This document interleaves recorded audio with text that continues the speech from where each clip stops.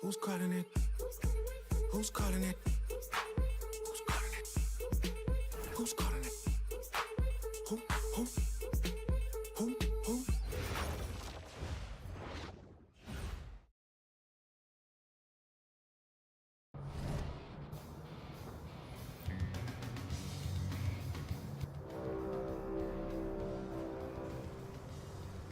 A reminder that we are in season 1. There are 6 weeks remaining.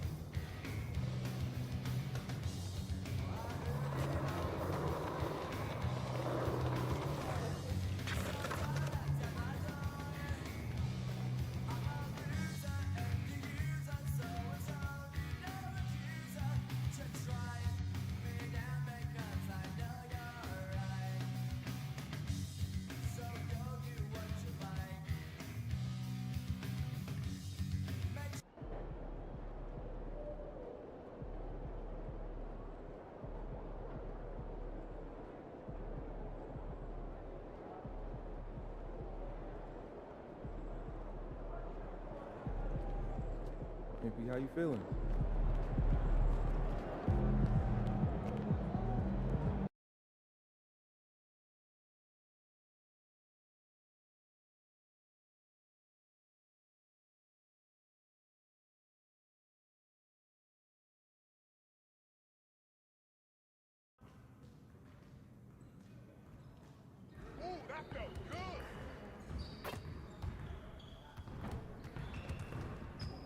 Hey, what you working on?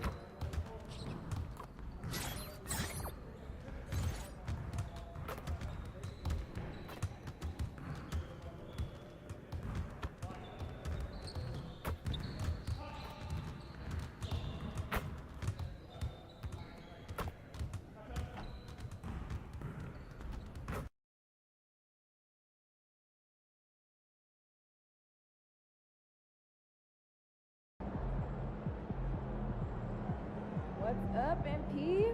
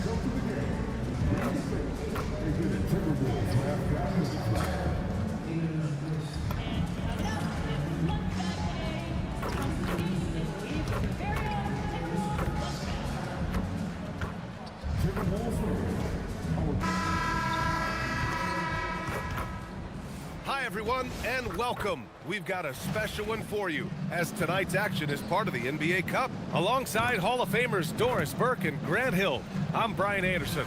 Ali LaForce on the sidelines. The starters for Utah. Kyle Filipowski is out there with Walker Kessler. Then it's Bailey, then it's MP, and it's Markkanen in at small forward.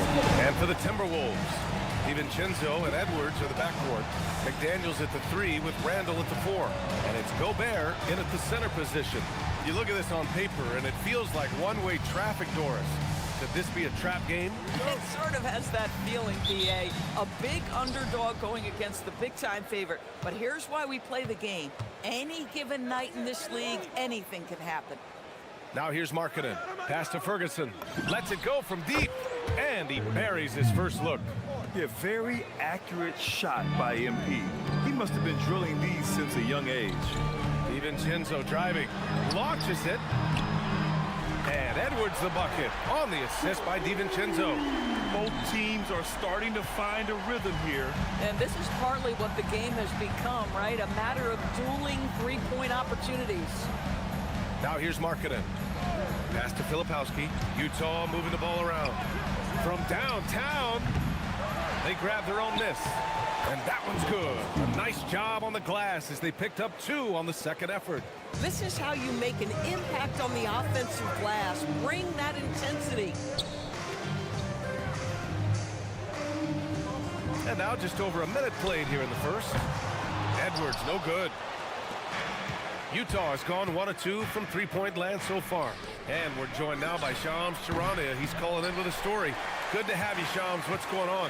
Well, a new ownership group taking over for the Timberwolves. There remains a commitment to continuity on the basketball side. And while creating a replacement for the league's second oldest arena is a priority, they made it clear their commitment is to remain in Minnesota. You'd love to hear it. All right, Shams, thank you for the report. Oh, got that bucket in no time at all. Ferguson's got 6 points. MP ready to rise and fire as soon as he touched it. Edwards looking it over. Randall outside. Minnesota again missing.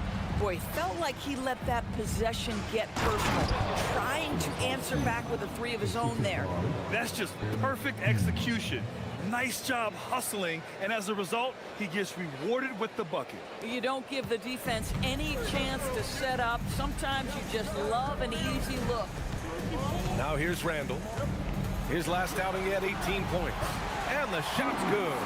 Boy, I love the confidence Julius Randle has in himself. This guy knows what it takes to score. MP against DiVincenzo. Pass to Bailey. Now here's Markkanen from deep. Anthony Edwards with a rebound. Chance here to catch up with Allie from the sideline. Well, I had a chance to catch up with head coach Chris Finch. We talked about Lauri Markkanen, and I asked him how he wanted his players to guard him tonight, and he said we can't afford to lose sight of him out on the perimeter because he's a big that can really shoot it, especially when he's operating in the pick and roll. It'll be interesting to see how Markkanen fares against them in this one. Guys, back to you. And Allie, thanks. Here's Randall, following the three by Utah. And here's Edwards outside, book it. And it's Randall with the assist. Edwards has got his second basket. He dialed in from the jump tonight. The confidence is showing here in the first. Pass to Markkanen. Inside. Here's Kessler. Always a nice way to start. Makes his first one. We are talking 7 foot, 245 pounds. You better be able to finish it, Mr. Kessler. And Chris Finch wants a timeout. He's going to take a minute to regroup with his players.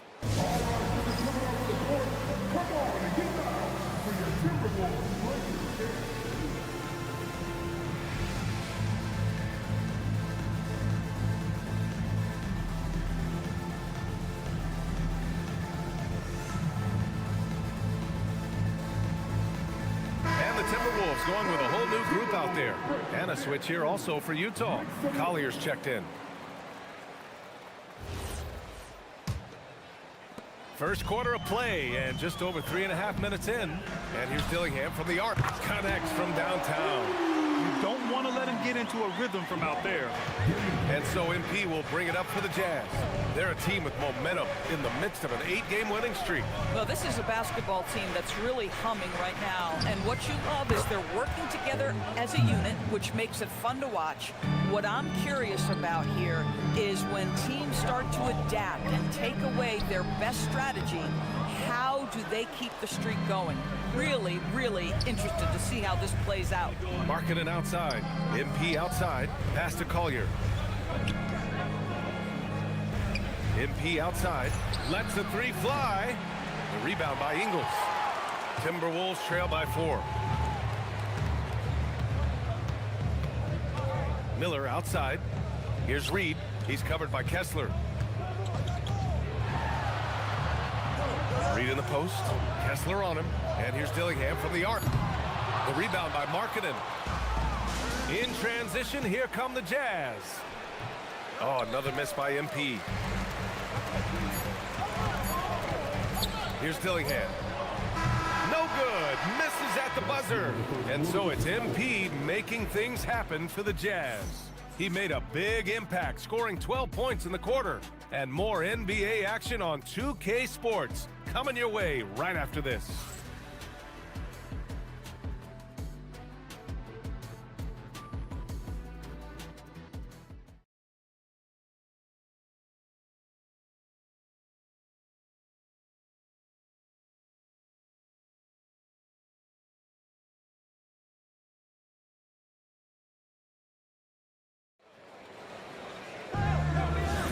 Hope you've enjoyed the broadcast so far.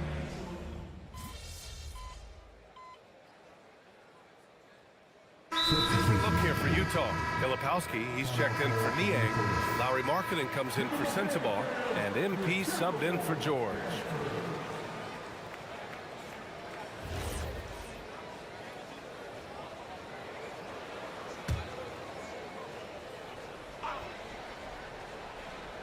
Here in the second quarter, a little over a minute of play. Markkanen, the pass to Filipowski. And here's MP from outside. Randall pulls down the board. Timberwolves trail by 4. And on lottery night, the Utah Jazz sliding back to the 5th pick Wolves. BA, I know for the fan base, obviously that's disappointing. Everybody wants the top pick, or they're hoping for at least a top 3 pick.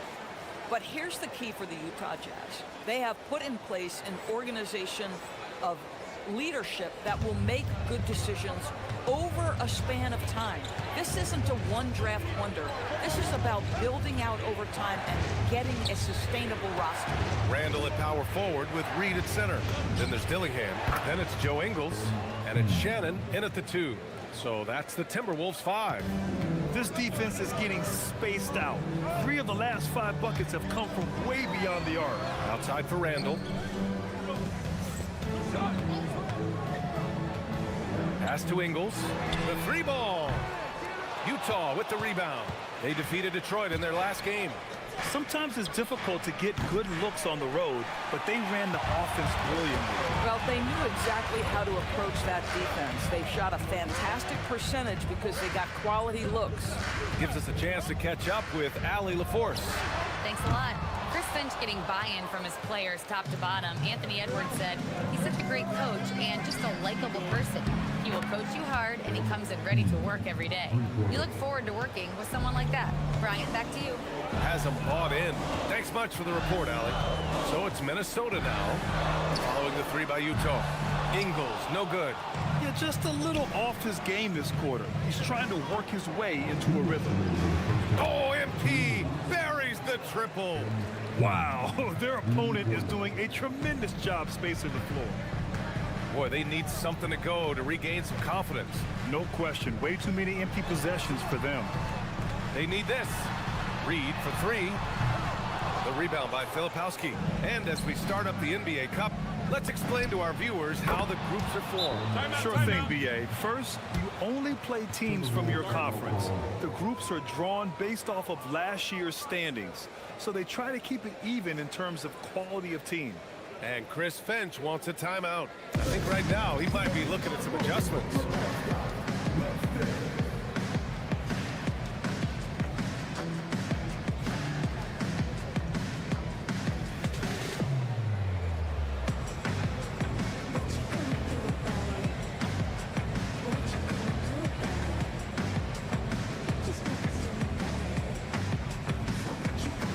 And a new group getting ready for the Timberwolves. Rudy Gobert's checked in for Julius Randle. McDaniels comes in for Ingles. Anthony Edwards is checked in for Shannon. And it's DiVincenzo in for Dillingham. Then for Utah, Kessler comes in for Nurkic. And Bailey subbed in for Collier. Now here's DiVincenzo. Coming off a terrific game against New York. And the whistle blows. It's going to be on Lauri Markkanen. That's his first foul.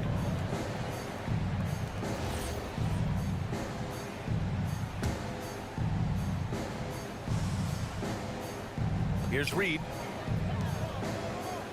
Gobert passes to DiVincenzo. Reed, a screen on MP. They look frustrated right now. Nothing seems to be falling, and it's starting to get to them. Nice rebound. Trying to match the other team's intensity right now. Another three for Utah. 12 straight points off threes. This defense is not extending very well. Timberwolves trail by 17. Outside McDaniels. Good ball movement here by Minnesota. And here's Edwards outside. Kessler with a rebound. Kessler's got his fourth rebound in this one. And here's MP from outside. Shot is off. Shooting 9 for 15 in the game. And here's McDaniels. He'll bring it up for Minnesota. This game coming on the heels of their win versus the Knicks. Oh my, talk about mental toughness. The crowd was roaring against them. They were able to focus and finish the task at hand. I thought what really stood out was how dominant they were on the offensive end. That was about as flawless as you could hope for. Wow, 5 consecutive threes. This defense looking very frustrated right now.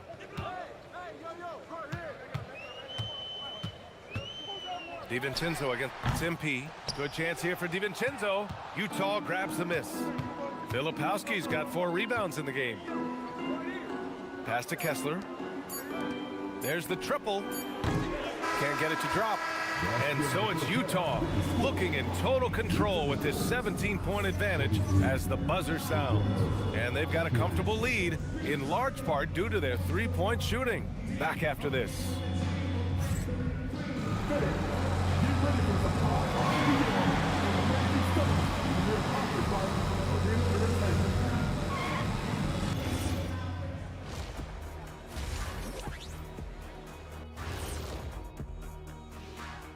Howdy, folks. So how much stock do you guys put in the power rankings?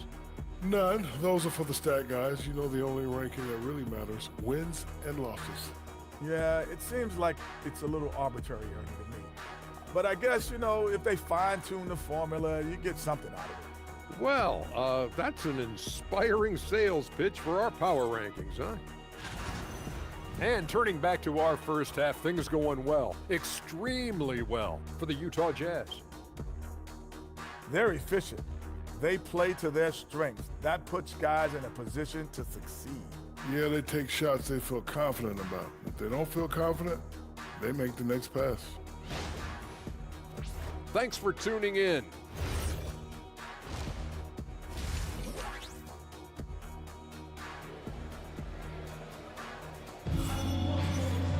And as we dive into the second half, we'll find out if the next two quarters are any different from the first two. So far, it's been a runaway.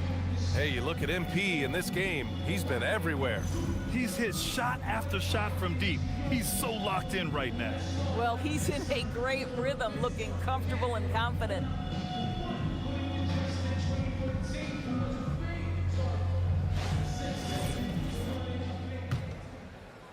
Timberwolves trail by 17. Kicking off the second half, here's Will Hardy's 5. Kyle Filipowski is out there with Lauri Markkanen. Then it's Walker Kessler, then it's Bailey, and it's Ferguson in at the point. Now here's Markkanen. A 17-point lead, their biggest. And again for 3. Man, he's really launching them from outside the arc. Man, so locked in, feeling confident in his three-point shot tonight. Well, Grant, we've heard Anthony Edwards talk about trusting his teammates. He understands you need everybody. Yeah, a lot falls on his shoulders offensively with this team, BA. So those playmaking decisions in the moment, a lot easier said than done. Utah leading by 18. Pass to Markkanen.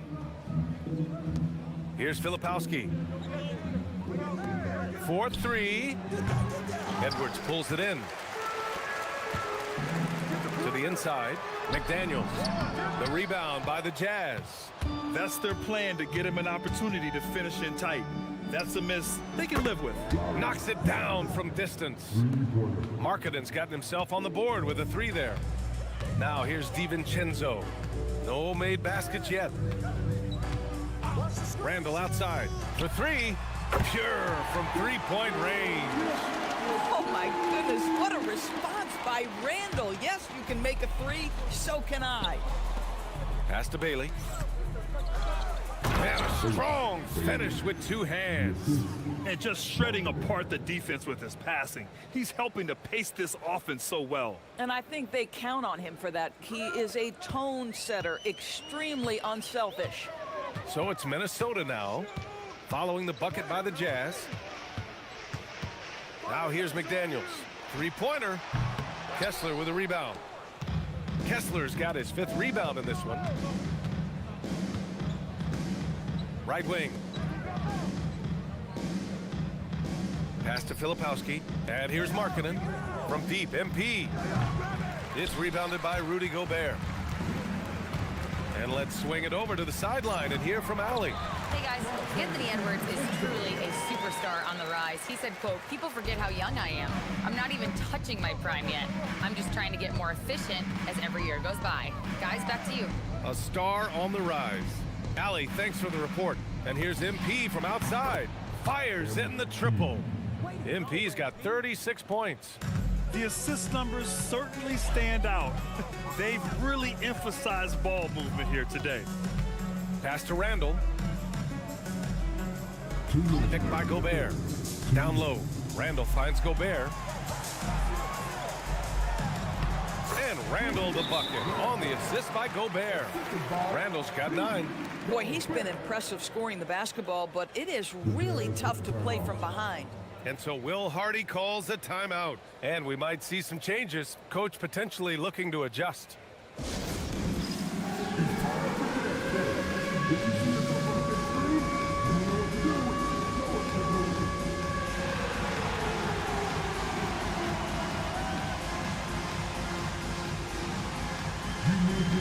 Ingles, he's checked in for McDaniels. And Utah with a change here too. Collier, he's checked in for Markkanen. 1:52 left in the third. MP outside. A deep 3. The long distance 3 is buried. Ferguson's got 39. They're getting torched on the perimeter.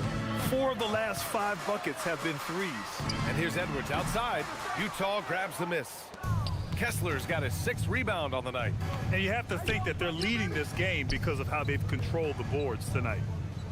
From deep, MP. And again, it's Utah with a 3. Man, they're having a hard time defending the triple. That's 3 in a row. You got to give Isaiah Collier credit. He's a young player who knows his role, Doris. One of those guys who's easy to play with because his primary job description is facilitator. Give this young man credit for finding open teammates. That certainly endears you to the veterans. Well, Anthony Edwards has proven to be capable from any spot on the floor. That time he hits you with the three-point shot. Okay, Anthony. Their defense has to do a better job of smothering those shooters. Edwards with it. He's got 12. To the middle. Here's Gobert. Oh, and Gobert powers it home. This guy always amongst the league leaders in dunks. Gobert is a force around the cup. MP outside. Let's go with a 3. Oh, and again, it's the Jazz from deep. In today's game, you can never afford to get beat in the three-point battle. 2-second difference between shot and game clock. Outside Edwards.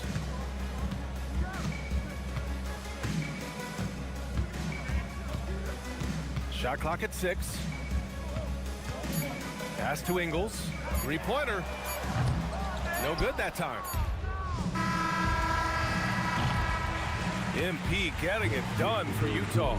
Talk about three-point shooting. He piled up 18 points from range that quarter. More NBA on 2K Sports right after this. And with the fourth quarter upon us, time is running out for this game to become competitive.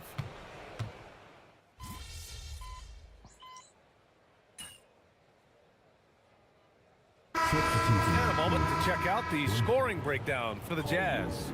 Yeah, what stood out to me was their passing. They moved the ball effortlessly and have been able to find those holes in the defense. I think the other thing we're seeing tonight is the floor spacing of this team. Boy, they are shooting the cover off the basketball all game. And the Jazz finishing last season with the league's youngest roster and some good players in that mix, Doris. Listen, the fan base understands that the Utah Jazz are trying to rebuild a roster. The Jazz are hoping they've taken a step in the right direction with the draft haul they have. And with the picks on the horizon, it's just going to take time. From deep, MP connects again from distance. And this three-point shooting performance has been insane. Everything is going in for him. It's been a historic night for him, closing in on the 4th most threes in a single game. Back to Randall. And Doris, you think about the top scorers in this league. They're creating those points with greater efficiency than in decades past. Analytics is increasingly a part of the NBA. Teams are now understanding that 3 is more than 2, and if you don't make enough of them, you have a math problem. And then the other highly valued shots in the game, and maybe the most valued shots, are restricted area 2s. Listen, let's be smart about the game. Jazz leading by 20. MP way outside. Wasted no time with that shot, but it's off the mark. Marketed against Edwards. Here's Gobert. It's good! Really nice decision-making by Anthony Edwards. If you're going to play in the NBA, you've got to read off pick-and-roll action. Now a timeout called by Utah. They're leading by 18. Bailey's checked in for Utah.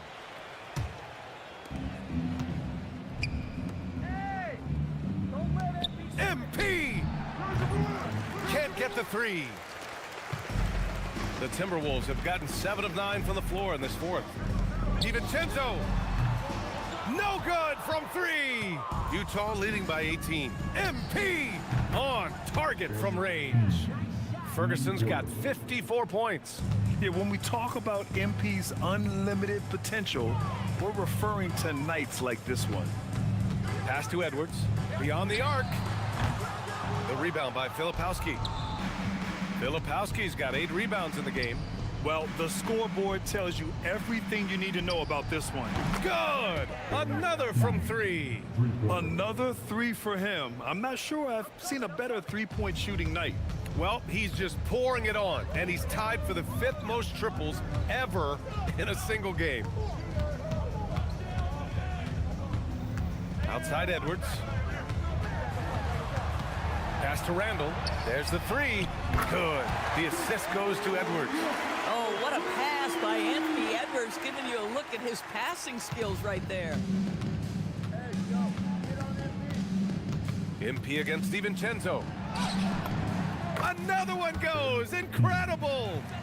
This game has his name written all over it. He has been phenomenal. An offensive onslaught.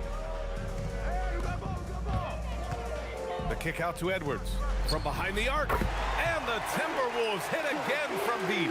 We know this about DiVincenzo, guys. He's not just a scorer. He loves to get his teammates involved. 6-second difference between the shot clock and game clock. From deep, MP. Randall pulls down the board. And here's Minnesota now. Pass to Edwards. A throwback possession. 2 points. Here's MP.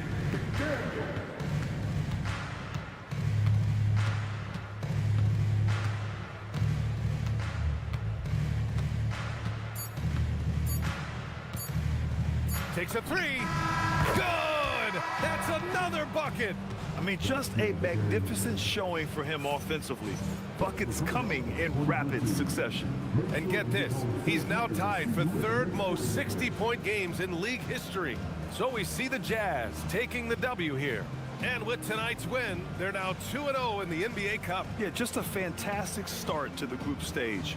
They're in the driver's seat in this group. A strong finish, and they'll advance. Thank you for joining us. That'll do it for now. For Grant Hill, Allie LaForce, and Doris Burke, and the rest of our 2K team, this is Brian Anderson signing off. We'll see you next time.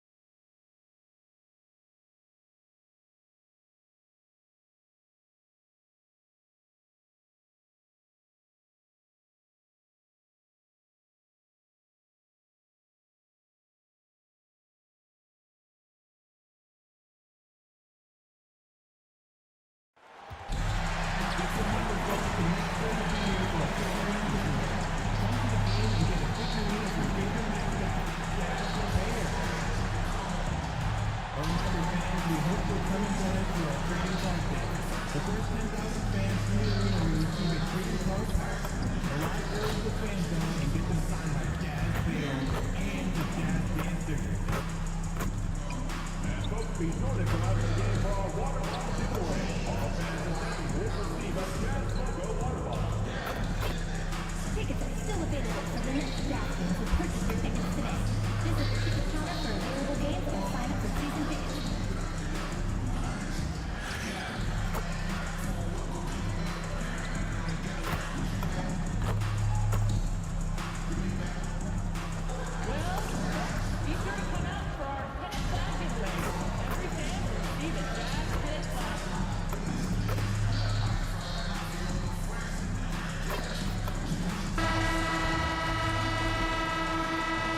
And in the locker room, each guy has been going over and through his own routine to get ready. But once they take the floor, they're one single unit. It's the NBA on 2K Sports. Glad you're here with us tonight for this Monday night presentation. This is Kevin Harlan, joined by Greg Anthony and Clark Kellogg, with Allie LaForce reporting courtside. And a chance now to take a look at some numbers for Jaden McDaniel. In the last 5 games, you can see the trend upwards for effective field goal percentage. And it shows you how confident he's playing right now. And checking out Minnesota's opening lineup. Randall and Reed holding down the post spots. The wingmen, Edwards and McDaniel. And it's DiVincenzo in at the point. And for Utah, we've got Bailey. Filipowski's out there with Markkanen. Then it's MP. And it's Kessler in at the pivot spot, manning the middle. So here we are, Greg, for another clash between these two teams, the second in a row. We'll see many adjustments. No question. They learned a lot about one another in that first game, and I expect they both fine-tune their approaches here tonight. And here's MP for 3. Hands it from downtown. Hey, everybody's got a 3-shot now. MP's is looking really nice. Master Randall takes the 3. And it's hauled in by Lauri Markkanen. And here's Utah. Win after win, these guys now have 9 straight. Just playing really solid basketball right now. They're trusting each other more out there and attacking as a group. They're a fist, not individual fingers, which has made them tough to beat. And here is McDaniel. Following the 3-pointer by MP. And out of bounds as Utah gains possession. A fantastic string of games for him. Your Western Conference Player of the Week, MP.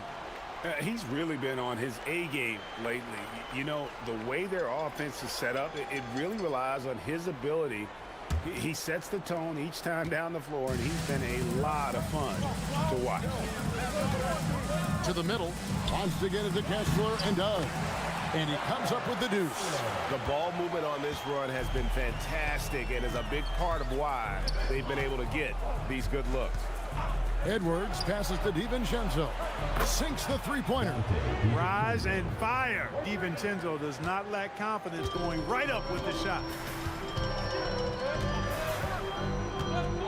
So first quarter just over a minute and a half in.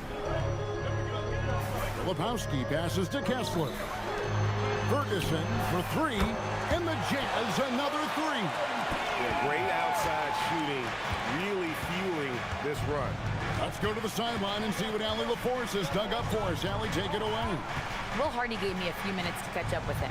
Immediately, Anthony Edwards came up in our conversation, and Coach kind of chuckled and said, well, I don't know if anyone on the planet can slow this kid down.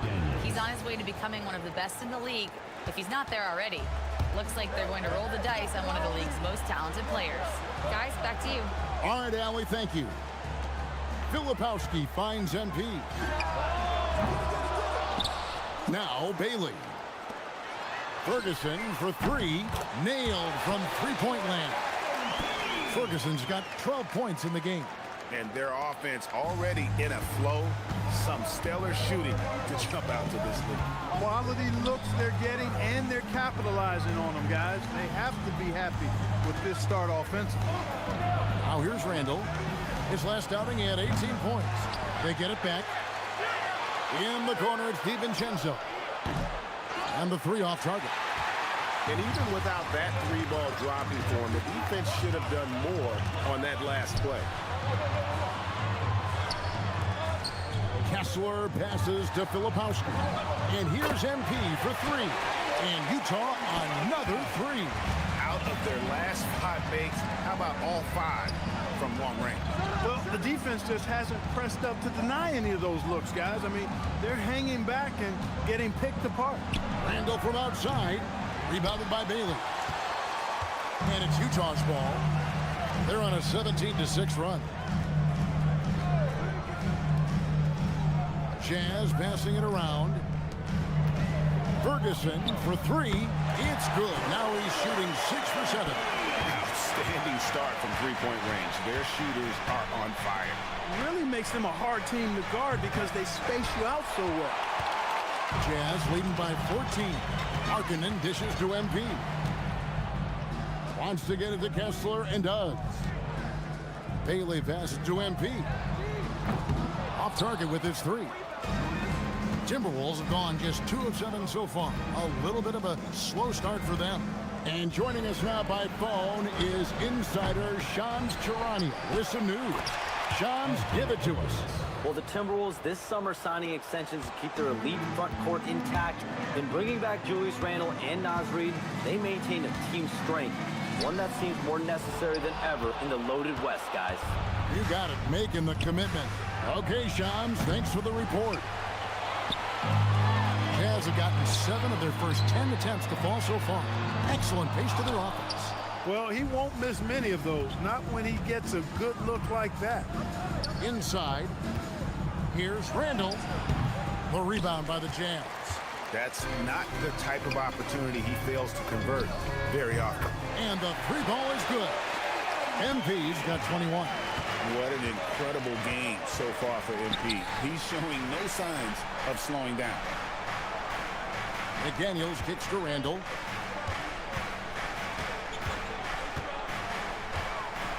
Just 5 on the clock. A three ball. A nice shot by McDaniels. McDaniels got 6. This is where McDaniels has put in a lot of work, catching and shooting with confidence. It's stolen by Randall. Now here's Edwards. Tight defense on him. They get a hand on it. Reid the pass to Randall. Off the mark, had a chance to trim it to single digits. And here's MP for 3. And another 3 for Utah. That's a dozen straight points coming off the triple. You know, they're having free reign from beyond the arc. The defense is just not there. Jazz leading by 15. Pass to Filipowski. Oh, and that one, no question, powered it down. Displaying intensity right off the opening tip, especially on the offensive end. Tell you what, forget about easing into the game. They came out with guns blazing. Here's Randall following the bucket by the Jazz. McDaniels gets a wide open look. No good on the triple. Now Filipowski. He's defended by Randall. Ferguson for 3, and another basket to his impressive total. It's his 9th against 12 attempts. And those aren't the type of three-point opportunities that you can allow in the NBA. You're exactly right. I mean, those come back to bite you every time, just like it's biting them now. Now Filipowski. After Anthony Edwards missed from long range. McDaniels on the wing. Randall outside. To halt the run, hits it from three-point range. Certainly wasn't an ideal start for him, but now he's got a bucket to build on. Utah leading by 17. MP outside. And again for 3. Buries his 10th triple of the game. Unbelievable. Outside Edwards. And again, Minnesota with the triple. The competitive fire of Anthony Edwards, admirable, going right back at him. Pass to MP. Lets it go from deep. And Utah, another 3. Yeah, they've built up this lead 3 points at a time. And I like the strategy. It's a great strategy. Bury those threes early, and it'll open up the inside for them later on. And timeout called by Chris Finch. Coach needs a moment to talk things over.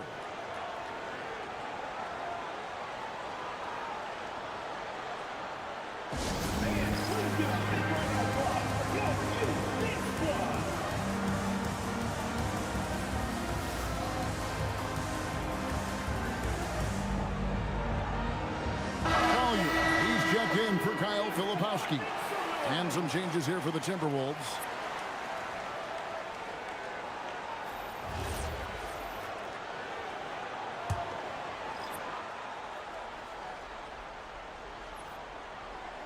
Here's Gobert.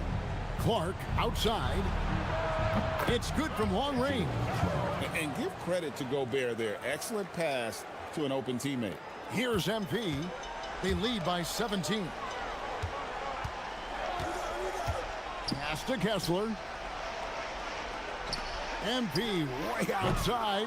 Trying to answer back, but that three is off the mark. Well, you have to like their work on the boards, Kevin, particularly here to start the game. Yeah, I like the way they're setting the tone. Really playing with a lot of energy here at the start. And listen, sometimes even the best of us are going to miss the easiest of opportunities. It's stolen by Ingles. Pass to Shannon. The three. Kessler with the rebound. Kessler's got his 6th rebound on the night. Bailey passes to MP. The Jazz again can't hit it. And close to making the defense pay for the lax coverage that time. Here's Clark. Score the basket, his 2nd of 2 attempts. And that assist got him a little nod from his teammate after that one. And so MP will bring it up for Utah. 15-point game. Outside, Markkanen. Drops in the tray. And the defense is in disbelief here. Triple after triple. When that happens, you simply just hope they start cooling off. Here's Dillingham. A three-pointer, no good. Jazz leading by 18. Bailey passes to Collier. 1:46 left here in the opening quarter. Ferguson for 3, and the Jazz another 3. And the defense looks soft early on. They've got to sum it up a little more sense of urgency. Yeah, they've got to do a little more to disrupt their offensive rhythm, too. Ingles can't get it to go. And here's Utah. MP passes to Collier. Picks it out to Markkanen. And again, it's the Jazz from deep. Man, the triples keep falling, guys. That's 3 in a row. I think they're playing too soft on the perimeter. They can't stay so soft. They've got to get up into the shooters here. Dillingham with the bucket. And their post play has been really solid right off the bat. And so the timeout by Will Hardy here. He's going to take...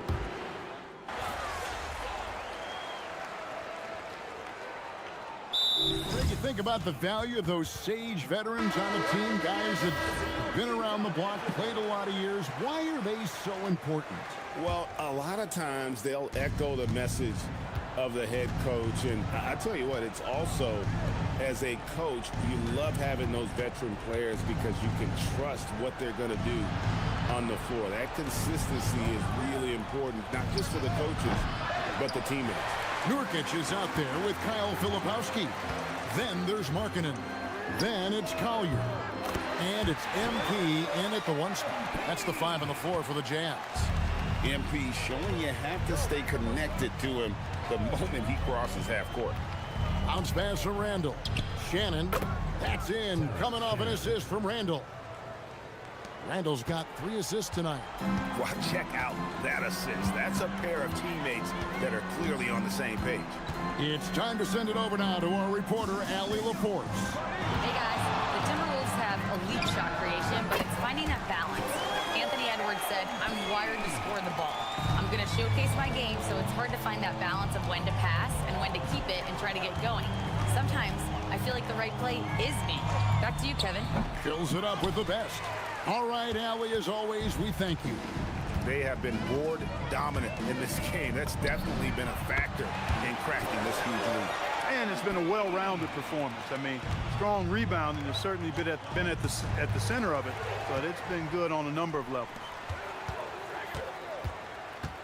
Markkanen kicks to Ferguson. And Utah, another three. Yeah, that's back-to-back threes. The D just seems to be slacking off a little bit. Minnesota's gone 0-3 from beyond the arc to start the second quarter. Pass to Ingles. Randall from outside drains it from beyond the arc. Randall's got 10 points. Answering back at the other end, Randall showing no hesitation. Now Filipowski. Markkanen a screen on Randall. Filipowski passes to Ferguson. He got it again. Sensational. That gives him 51. Making it look easy. Minnesota calls timeout. Every timeout, a chance to review the lineups, matchups, or call a play. And I agree. I think there's going to be a new wrinkle in their game plan when they come out of this timeout.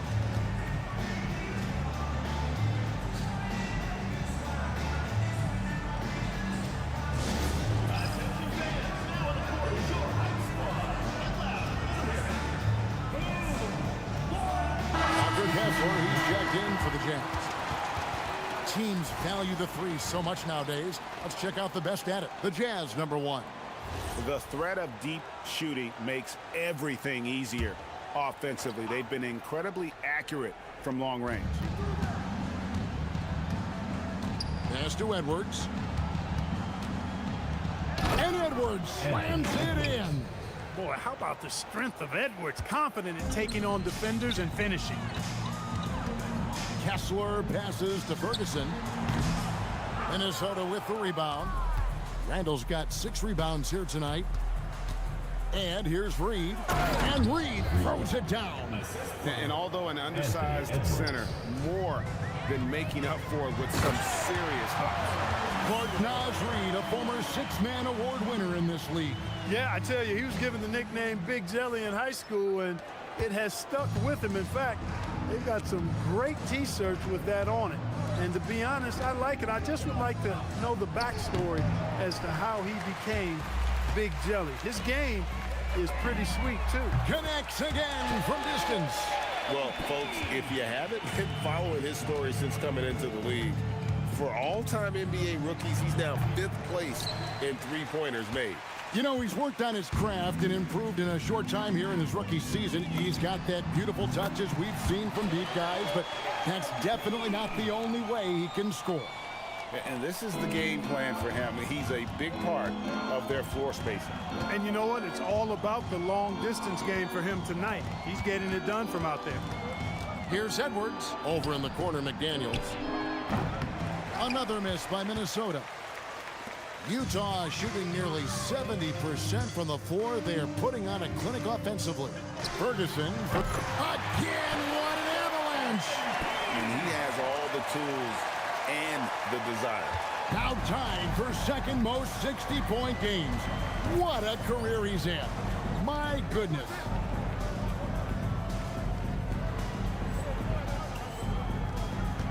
Over in the corner, McDaniels.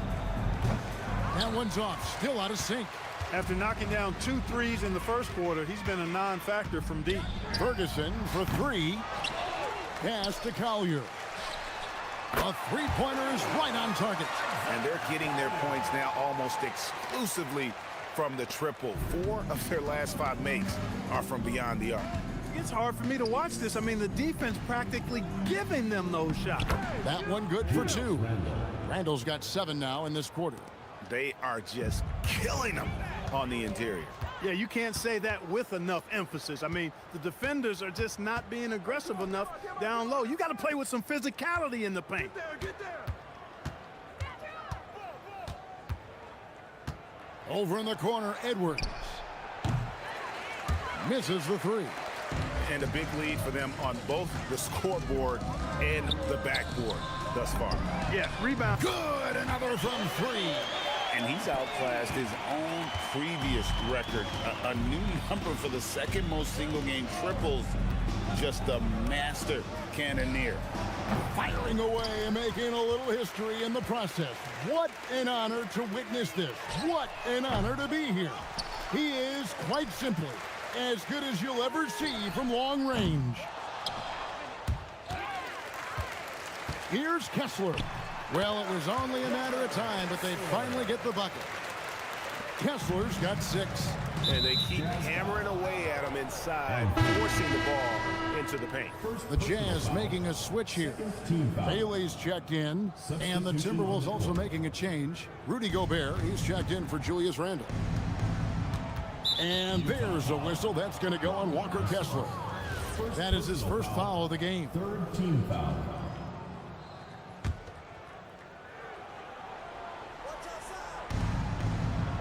Reed kicks to Gobert. Nice ball movement by Minnesota. McDaniels outside. And Reed has it in the corner. Off the mark there with the three-point shot. For the Utah Jazz, they won their last contest. That game against the Timberwolves at Target Center. And you gotta love a team that can maintain its composure on the road. Take good shots and knock them down with confidence. Well, efficiency is critical, and I love how they ran their offense and got quality shots out of their sets. On the free throw, no good. Minnesota shooting just 39% from the field, struggling to find that net. Shooting foul as the whistle blows. He'll shoot 2 free throws. That's a lot of size and length on the drive. McDaniels forcing the defense into a tough spot. And let's quickly check out the scoring breakdown here for Utah. You know, right from the start, it seemed they got hot from three-point range, pulling apart the defense and racking up the points, too. And also, given the game is more fast-paced nowadays, I like the way they've capitalized in transition, keeping their foot on the gas. The free throw drops for McDaniels. Known as a versatile and tremendous defender, McDaniels also continues to make real good progress as a scorer.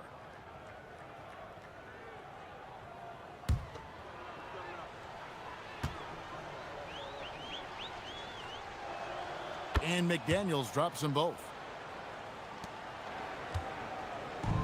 The Jazz shooting a scorching 68% in the game. Pass to MP. Connects again from distance. There it is. A shot that puts him at the top of the record books. Well, Greg is now tied for the mark for most threes in a single game. In one word, amazing. Reed the pass to Edwards. Tries to come right back with the 3 of his own, and it's no good. Well, he certainly hit some turbulence here, trying to get it cranked back up. MP from deep, and again for 3. The barrage continues, and he's now broken his own record. It's a new mark for the most triples ever in a game. He said it. If anyone's going to do it, it may as well be me. And he keeps raising the bar. Higher and higher. Triple after triple. Catch him if you can. Offensive rebound. Kicks it out to Markkanen. Here's Kessler. And at last, they get one to fall. Second chance points always hurt. Just not enough effort to block out. Hey, guys standing around spectating. I mean, you got to get in there and get tough. Edwards passes to McDaniels. And nothing is falling for him right now. And the shots just continue to say no in terms of falling. And Markkanen is a low down inside close to the bucket. When he's got nice positioning, he's really comfortable inside. And listen to this crowd. They are letting him hear it. Greg, as well they should. One of the great three-point shooting displays we've seen in league history. Well, it seems like every 3 he's throwing up is going in, guys. No stopping this guy once he gets going like this. MP. At the line for the Timberwolves, Anthony. First free throw is good. Well, year after year, Clark, we continue to see Anthony Edwards increase his scoring. Yeah, and I like the fact that his efficiency has gone up as well, Kevin. That's a nice combination. Scoring going up and efficiency improving, and that's a problem for sure for the rest of the league. A superstar level talent for sure. Anthony Edwards is awesome, but I like his competitive spirit as much as his skills. The Minnesota Timberwolves come into this one after the win against the Kings in Sacramento. Yeah, it was all hands on deck. Helps to get points off the bench when you're on the road. Absolutely, especially on the road when you need those guys off the bench to up the ante. For Minnesota, they have gone 3 of 4 at the free throw line tonight. And I think this is a strength of this team. Solid numbers at the line across the board, 77% collectively. Guys, their free throw shooting has slipped a bit since last year, but not really to the point where they should be overly concerned about it.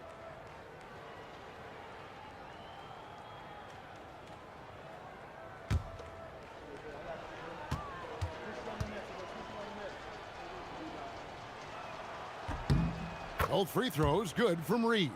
Yeah, in this quarter, they've had the right approach, driving and drawing, initiating contact, create opportunities, get to the line. Yeah, I like everything you said there, because when all else fails, if you... Good, that's another bucket. Unreal. He's got the 4th most points ever in an NBA game. This man is on another planet. I mean, what can you say? One of the all-time individual games in NBA history. His lack of offense is certainly not helping. Tough to overcome that. Here's Markkanen, and there's another one for the Jam. How many times have we seen a possession like that from them today, ending with a basket coming off a pretty pass? Well, when you look at the assist totals, heck, they've been clearly the better team. And here's Edwards.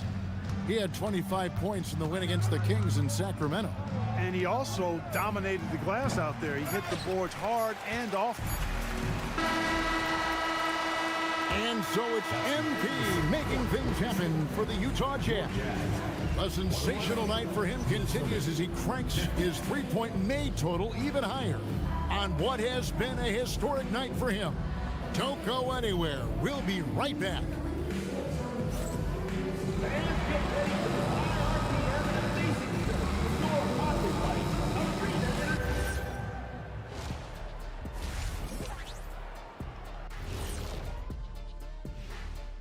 Welcome, and this is totally off topic, but how did you guys feel about games on back-to-back nights?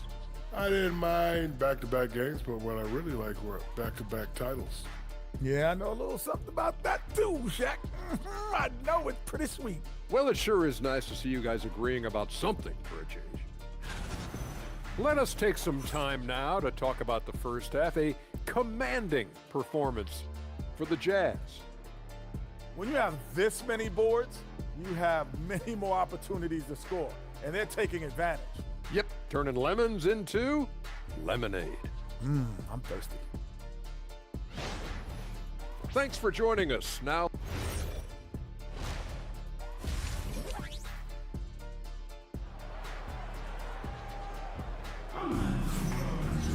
And there wasn't too much drama in the first half, but maybe things will tighten up here in the second.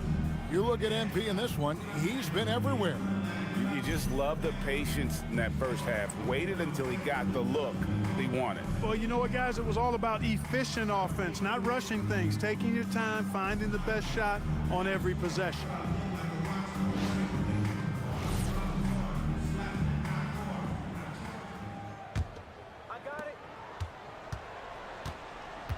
And on the floor for Chris Finch as we get into the second half. The wingmen, Edwards and McDaniels. Randall and Reed holding down the post spots. And it's DiVincenzo in at the point. Haley passes to Ferguson. Good, he hits again. And that ties him for 3rd all-time scoring for a single game. What an incredible performance. Absolutely, a game not to be forgotten. He has put on a show. And to equal a mark set way back in 1961 by Wilt Chamberlain, that tells you all you need to know. McDaniel's saying to himself, okay, you want to give me that? I'll take it. And here's MP for and another one. The good times keep rolling.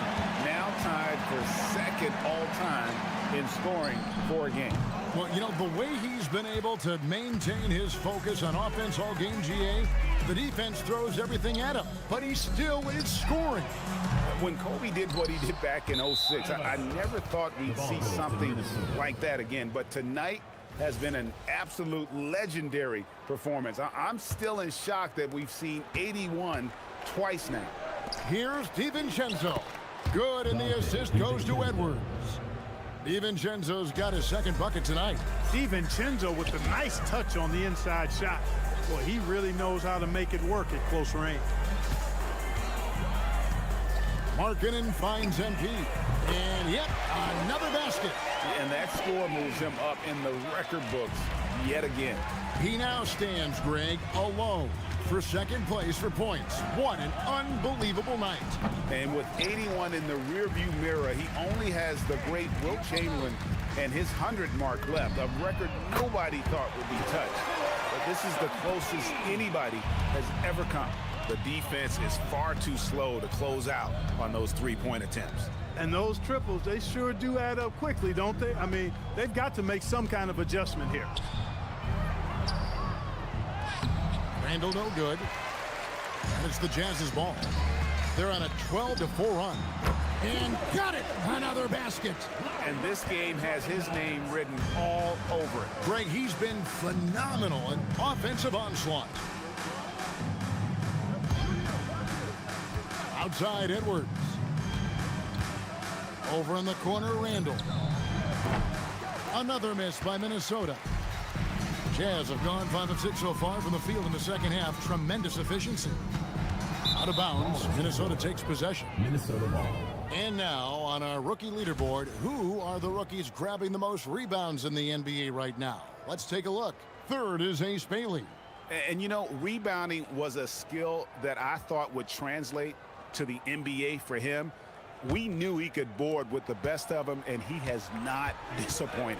Yeah, rebounding always transfers and translates to the next level. He's been a bull in the china shop, out working, out hustling guys, and he's really got terrific instincts to the basketball. The Timberwolves have gone 2 of 7 from the field in the third. That leaves room for improvements here. It's almost like he's trying to make things hard on himself. You know, he's just got to slow the game. Connects again from distance. Well, with the way he's been shooting from distance, I can't say I'm surprised that he's now second all-time in three-pointers made during a rookie campaign. He has been impressive. And some of the best shooters we've ever had in the NBA are on this list. I don't think it's an understatement to say we could be witnessing a generational talent. Drills the three-pointer. It's been this way since halftime. Tremendous production from beyond the arc. Boy, it's been a three-point barrage. They came out gunning and have not stopped. Now we'll hear from Allie LaForce, and she's got a story for us. An update. Allie? Thank you. Anthony Edwards keeps a tight circle. He said, I've known my whole crew since I was 13, and that's the answer to everything. And the crew includes those voices of wisdom, too. He said, quote, I keep those types of friends around. I'm not the type that always listens, but I'll listen to my elders. Kevin, back to you. All right, Allie, thanks a lot. Here's Edwards. McDaniels outside to end the cold streak. Rebound, Utah. Boy, you can just see the frustration growing on their faces. Nothing going their way. You know, guys, no denying it's been a rough patch here. I think they've got to run whatever is best in their playbook to get a good shot. DiVincenzo with it. Now defended by MP. McDaniels outside. Edwards passes to DiVincenzo. Stolen by Markkanen. DiVincenzo against MP. That three off the mark.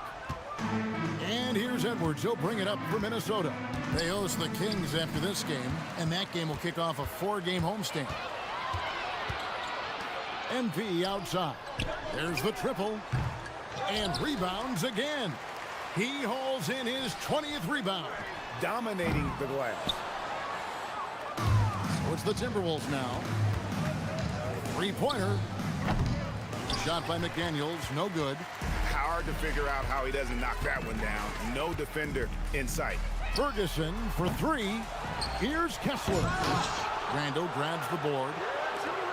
Randall's got 9 rebounds in the game, getting it done. DiVincenzo passes to Edwards. Edwards drawing the double team. And there's the whistle, 3-second violation. So Utah going with an almost entirely new group here. Yusuf Nurkic, he's checked in for Walker Kessler. George Niang comes in for Filipowski. Keontae George, he's checked in for Lauri Markkanen. And it's Collier in for Bailey. And again. Kevin, I'm in disbelief. He set a new all-time record for scoring in a single game. Well, Greg, a record that was for so long thought to be untouchable. He continues to amaze. And MP now has one of the all-time records in sports history, passing Wilt's 100 mark. I never thought I'd see the day. Nurkic dishes to MP. From downtown, another bucket. Wow! He's been absolutely ridiculous in this game. You get the sense he just can't miss. DiVincenzo, the bounce pass. Pass to McDaniels. Three-pointer, Randall. Knocks down the 3 ball. Randall's got 15 points.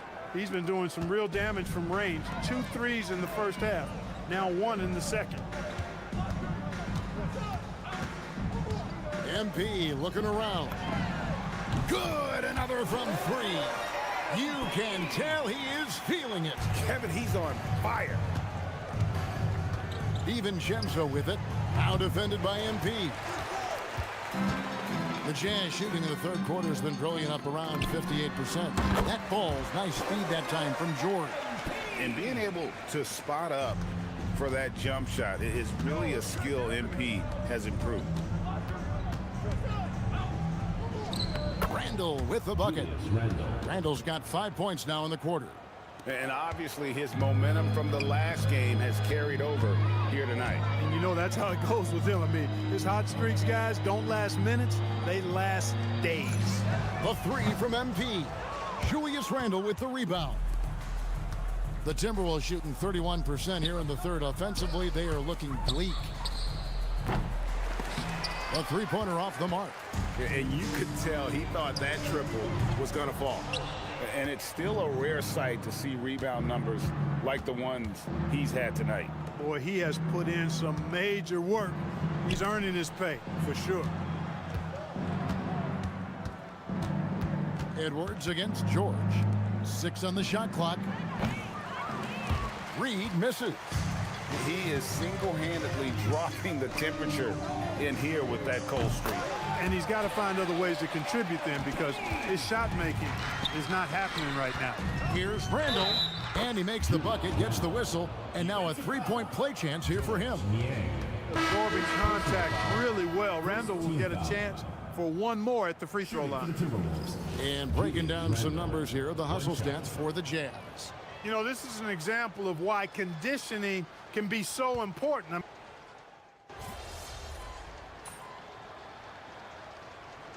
Checked in for George Niang.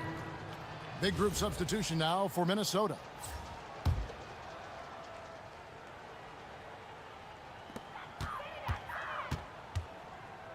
Here's Collier. George finds MP. Connects again from distance. He's really sniping him from outside. Locked in, feeling confident in that 3-point shot. We've got Keontae George. Collier out there with MP. Then there's Yusuf Nurkic. And it's Sensabaugh in at the 4th. That's the group right now for Utah. Here's Collier. Ferguson for 3. And again for 3. He's really sniping him from outside. Locked in, feeling confident in that 3-point shot. Pass to Randall. But Trey kept alive. Reed. And Reed throws it down. Saving that trip. Naz Reid turning a miss into a bucket. Ferguson the pass to Collier. Jazz passing it around. Fires from deep. MP again from deep. So many of the plays they're running designed to create opportunities from deep. Well, you know, that's exactly their plan here in the fourth. Work to find space behind the arc and then bury some threes. And he can't answer back. The three-pointer offline. Jazz have gone through the fourth quarter shooting 50%, 7 of 14. Gets it to go from beyond the arc. Yeah, letting it rip. They're just having fun right now. Yeah, offensively, they've just been rolling. Impossible to stop. They've been looking out of sync offensively. Yeah, their offense has ground to a standstill. To the inside. Lays it up off the glass. At 6'9" and about 260, Naz Reid has the size to make room for himself inside. It's deflected. Stolen by Reid. Moving it up. And then Randle slams it in. Boy, Julius Randle putting some spice on that jam. And that's a great look at that slam from our AT&T connected cam. It's stolen by Edwards. Here's the three. Randle no good. And you know what? If you're the defense, you got him right where you want him. Let him keep shooting those threes because he's been brutal in this half. Ferguson for three. That falls. Nice feed that time from George. Oh, nice jumper from MP there. The D is going to have to do a lot better job if they want to try and contain it. Edwards with it. McDaniels with the bounce pass. DiVincenzo against MP. Shot clock at 5. DiVincenzo can't hit it. He managed to knock down one triple in the first half, but nothing since then. Ferguson's shot is good. The man has no heart, and that's poor defense for a team that has a long way to catch up. They look pretty demoralized to me, and that always shows through at the defensive end first. Yes, that goes in. Yeah, well done to finish that one off. And here's MP. He'll bring it up for the Utah Jam. Fires the three. Rebounded by the Timberwolves. DiVincenzo kicks to Reid. And Edwards launches it from deep. The long-distance three is buried. And he's finally getting the feel from beyond. His second three of the half right there. Pass to Nurkic. Here's George. Ferguson for three. A rebound by the Timberwolves. Reeves got 6 rebounds now in the game. Over in the corner, Edwards. Outside, Reid. Good, and the assist goes to Edwards. 3 points. Edwards got his 5th assist in this one. After a quiet first half, he's really turned it on. And here's MP for 3. Reid with the rebound. Reeves got 7 rebounds in the game. Pulls up, high post, and there's another one for the Timberwolves. Naz Reid is a very good shooting big. Smart, accurate passes, Greg, are really paying off for them at the moment. And also good off-ball movement. Everyone is paying attention and looking to create the best shot for the team. And that's just cold-blooded right there. He's taking no prisoners. Guys, when you're this hot, it's elementary. Let it fly. Keep staying at it. And it's good for 2. Randle's got 13 points in the second half. You know, guys, every year Randle seems to improve as a scorer. You know, he's looking more and more confident, more comfortable out there scoring the ball. Ferguson's shot is good. Just a humongous fourth quarter for him, especially from long range. Just in a groove now, and that trade has been deadly. Edwards inside. Randle kicks to McDaniels. And it's off from 3-point range. This has been a one-sided affair. Yeah, they've done a nice job of extending their lead and maintaining that intensity level. Yes, and with this one winding down, it's obvious to everyone who watched it. Just a total mismatch and a true show of strength for the Jazz. Their superior ball handling won it for them. And fewer turnovers equals greater scoring opportunities. Any coach will tell you that. If you take care of the ball every possession, and this is a perfect example of what happens when you do. And an important milestone for them tonight as they pick up win number 10. And making the right plays when necessary, closing out this club for the second time this season. This victory gives them a 2-0 lead with 2 left against the Timberwolves. And we watched one guy all night long, guys, and looking at the stats just confirms what a dominant game he had. What a night tonight it was for MP. He was on a tear. Everything seemed to be finding the bottom of the net for him. I'm sure he'd like to build on that performance going forward. Just 2 to shoot. Buries the long-range jumper. This is a big part of Reed's value. I mean, he's proficient from deep, and he's got a quick trigger, too. MP outside. For the 3. Good! Another from 3. You can tell he is feeling it. Kevin, he's on fire. And so it's Utah easily grabbing the win. This game may not have been the most exciting we've ever seen, but you have to appreciate just what a clinical performance they put on. I know their fans appreciated it, and we saw at times just stretches of excellent defense. Potency from an offensive standpoint as well. They were pretty much dominant. Thank you for joining us. That'll do it for now. Alongside Clark Kellogg, Greg Anthony, and Allie LaForce, I'm Kevin Harlan. And as always, we appreciate you joining us right here tonight on 2K. We'll see you next time. Have a great evening.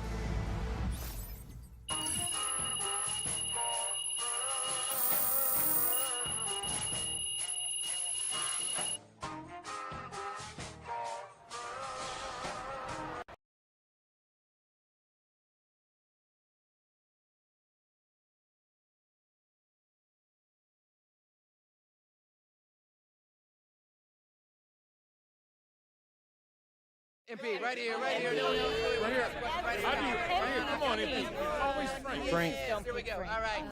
MP, you just scored the most points in a game in league history. Where do you go mentally to be able to perform so historically well, I guess?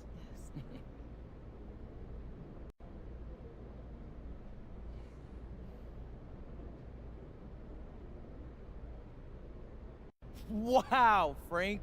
Somewhere an angel just got their wings. Settle down. Listen, my mindset's the same every single game. I want to dominate. Most nights, I do that. But every once in a while, I make history too. Okay, so what makes the difference between regular, everyday domination and historical domination? Whoa, Frank. I don't know, man. I don't. If I could tell you that, I'd bottle it up and take a little bit out every day. That's the beauty of this sport. I guess you just never know what'll happen. But one more thing. You know, for the memes, Frank. Yeah, it has the number of points you just scored in the game that we just saw. Yeah, thank you, MP. Really. MP, I have a question. MP, I have one about that. Hey, I just texted MP. 80-point game is crazy. I'm about to start calling you Lil Kobe. Hey, congrats, my man. Shout out MP.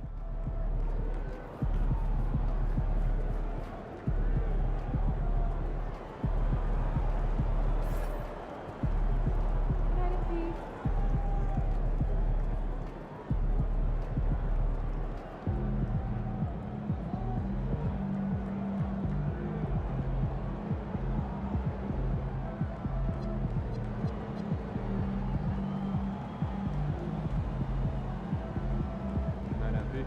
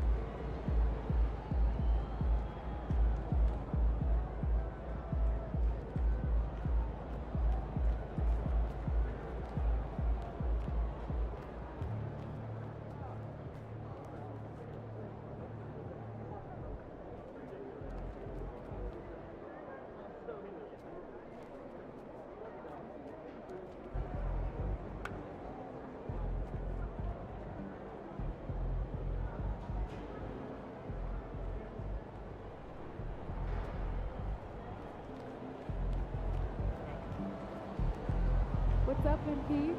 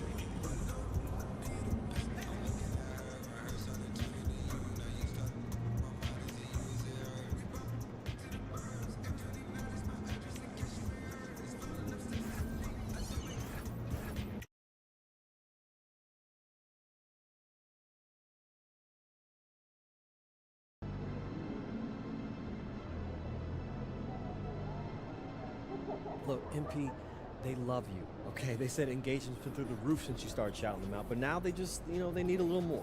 More? What you mean more? They need a video of you talking about how you use Cognivibe and how it helps you live your best life as an NBA superstar and a lifestyle influencer and marketing icon. That's it. Oh, is that all? Yeah. No, Austin, bro. I mean, I wear the thing when I sleep sometimes, and honestly, the crystals hurt my face when I turn over. Okay. But I guess it helps when I sleep a little. That's perfect. All right, just say that. I mean, not the part about the crystals hurting your face. Let's just keep it corporate. But you got it. Come on. Yeah. A house for your shoes. For my shoes. House yeah, for your shoes. I do. K. There we go. Sleep well. Look, being the #1 option is not for everyone.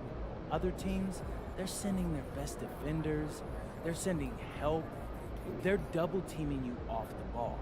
Seems like a lot to handle. Man, it's not just physically taxing, it's a mental grind to deal with the constant pressure and the shifting defenses and new looks. You know what it is, MP, no excuses. So, tell us how you deal with it. Right. So, one thing that personally helps me is this Cognivibe. I've been wearing this during my naps before games. It boosts my concentration and energy levels so I can deliver in the fourth quarter. Well, how does Cognivibe help you focus? Bro, it helps me improve the quality of my rest and speeds up my recovery time, while the crystals aid cognitive function and improve decision making. But is it comfortable? Let's focus on how Cognivibe is the healthiest way to get sleep you need to dominate your game. Check the link in the bio. It really works.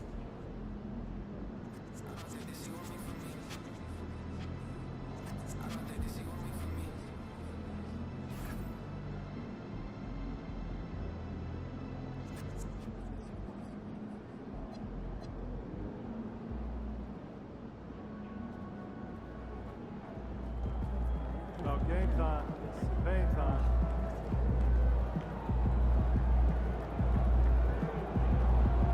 Over here, over here.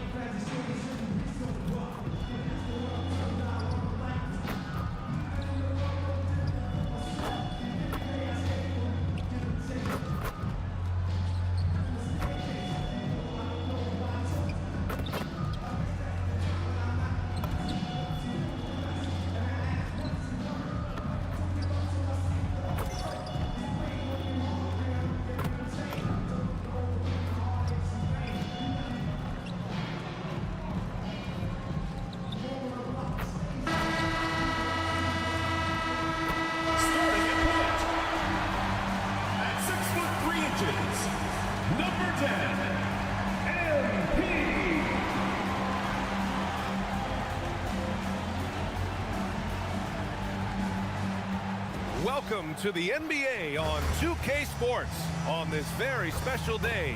Let me be the first to wish everyone out there a happy Veterans Day. This is Brian Anderson, Stan Van Gundy, and Grant Hill here with me. And in a few moments, we'll hear from our reporter, Allie LaForce. And for an idea of how the league is shaping up right now, take a look at these latest power rankings. You look at Houston, they're a rising team climbing to 5th on the board. Well, right now for the Jazz, they have started this season on the right foot, securing the top spot with their high-level play. Now, the question is, can they hold on to this ranking? So a look at the starters for the Pacers. Nembhard is the 2 with Mathurin at the 3.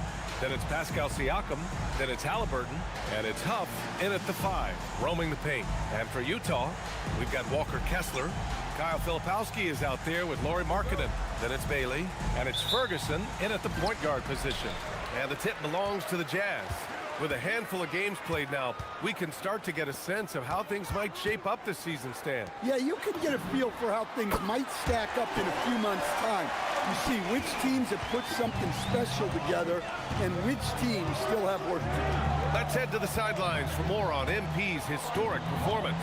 Well, we thought no one would ever top Wilt's 100 points in a game record. We were wrong. He went into triple digits recently, setting a new single-game scoring record. People are calling it the best performance in sports history. Unreal stuff, guys. Crazy times right now. Thanks for that. And one of the ongoing storylines for MP this season, he's made it known that he is extremely focused on making a statement with his offense. And again for 3. And folks, he's just set the record for most three-pointers in a rookie season. And you know, I don't even think he's thinking about records. He's out there to ball. Ever since entering the league, only a few months ago, he's been on a mission to win. Yeah, MP is clearly amongst the best rookie shooters we've ever seen in the league.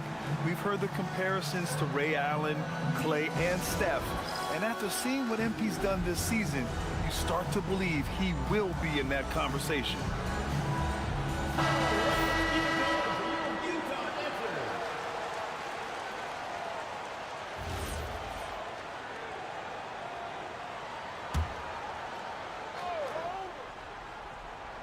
We played just over a minute here in the first. Nembhard with it. We saw him with 11 points in his last game. Pass to Huff. The 3 is up. He drops it from range. Huff's got 5. And that's what they want to do. Get him open looks early. Now Filipowski. From deep, MP. And again, it's Utah with a 3. Great initiative from MP. You knew he was coming for revenge. Halliburton, the pass to Huff. On the wing, Nembhard. Halliburton outside. And again, it's Indiana with a 3. Well, a nice start for them. 3 for 3 in the early going, getting into a rhythm. To the left wing. From deep, MP. The Pacers pull it in. Fresh off a win against the Warriors. Yeah, they were able to execute offensively in a hostile environment, which led to a lot of high percentage shots. Well, and it's one thing to get the shots you want. It's another to make them. They've got good scorers on this team. And Grant, while most didn't expect it, last season the Pacers made the 2nd NBA Finals appearance in their franchise's history.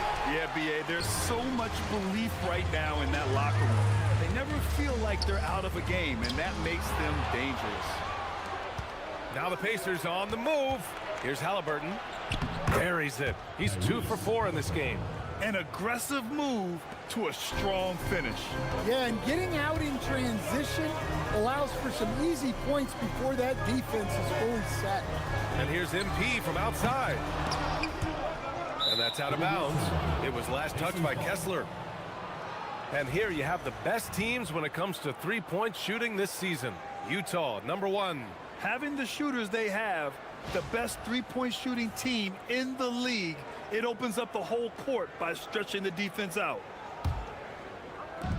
For Indiana, they've gone 4 of 6 in the first quarter. Siakam outside. The 3. Count it. 1 for 1 to start the game. You have to take Siakam seriously at the arc. He can hurt you from there. And here's MP. He'll bring it up for the Utah Jazz. They're really clicking as a unit. Tonight, looking for their 11th straight win. Well, I think they've found something. I like how they're executing. They're playing with a lot of energy. We'll see if they can keep it going. On the wing, Nembhard. Halliburton outside. Misses the three. Utah has gone 3 of 7 from beyond the arc in the first. Markkanen left side. Off target from outside. Indiana leading. On the wing, Nembhard. Fires the three. Sinks it from distance. And look at the vision from Halliburton. Love seeing ball movement like this. Utah shooting 44% to start this ball game. MP against Halliburton. Ferguson, no good.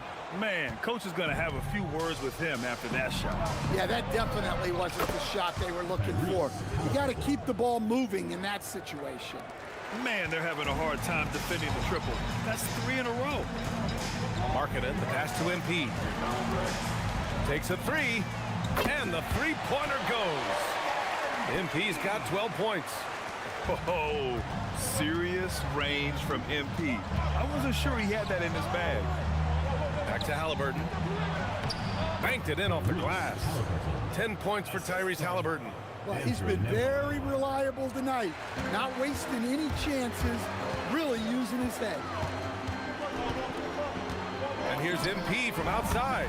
And again, it's Utah with a three. Yeah, it's so rewarding as a coach to see a young guy like MP succeeding like this on the offensive end.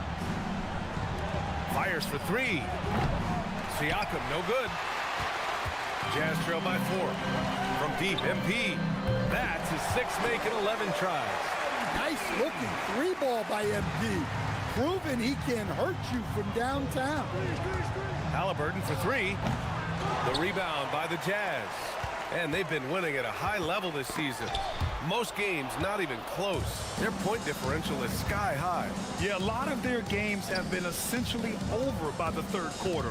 Blowouts, big margins, really astonishing the dominance they displayed over the course of the season.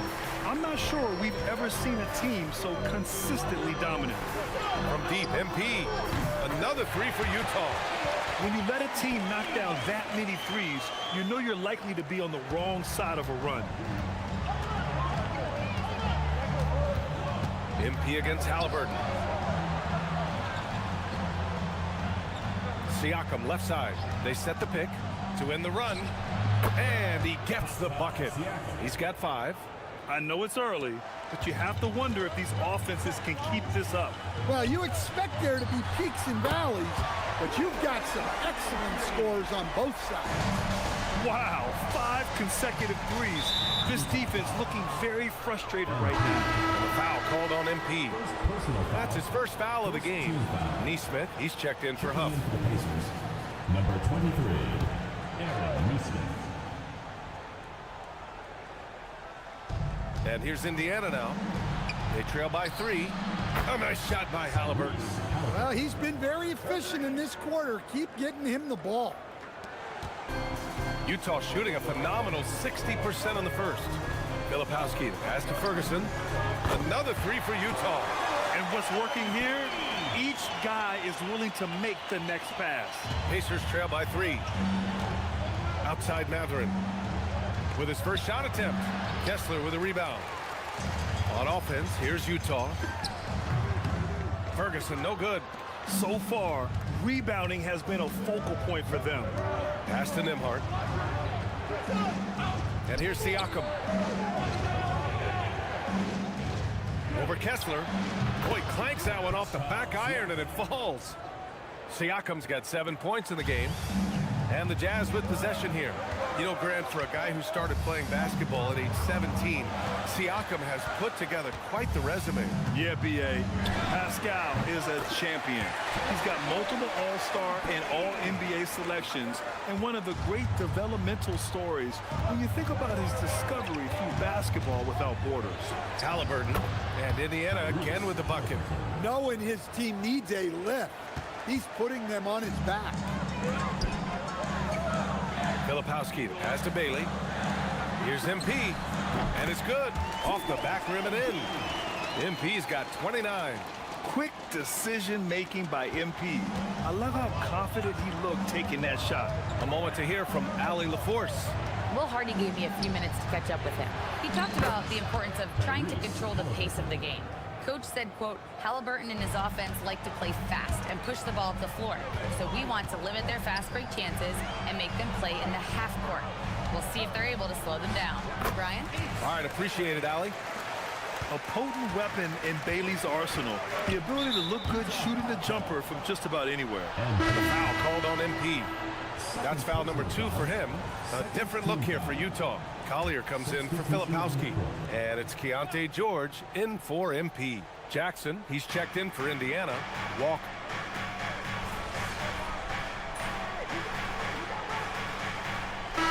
Look here for Utah. Nurkic is checked in for Kessler. Filipowski comes in for Bailey. And MP subbed in for George. Then for Indiana, Siakam, he's checked in for Jackson. Shepard comes in for Nembhard. And it's McConnell in for Tyrese Halliburton. On the court for the Pacers, they've got Shepard. Aaron Nesmith is out there with Walker. Then it's Pascal Siakam. And it's McConnell in at the one. From deep, MP nails it from beyond the arc. MP's got 32 points in the game.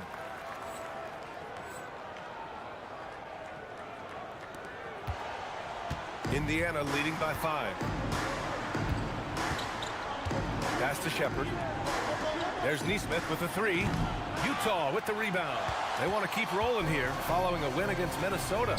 And I think they were prepared to face pressure D, but that never materialized, so they took advantage. And you could sense the difference in energy. They were keyed up, jumping on mistakes. They just outworked them.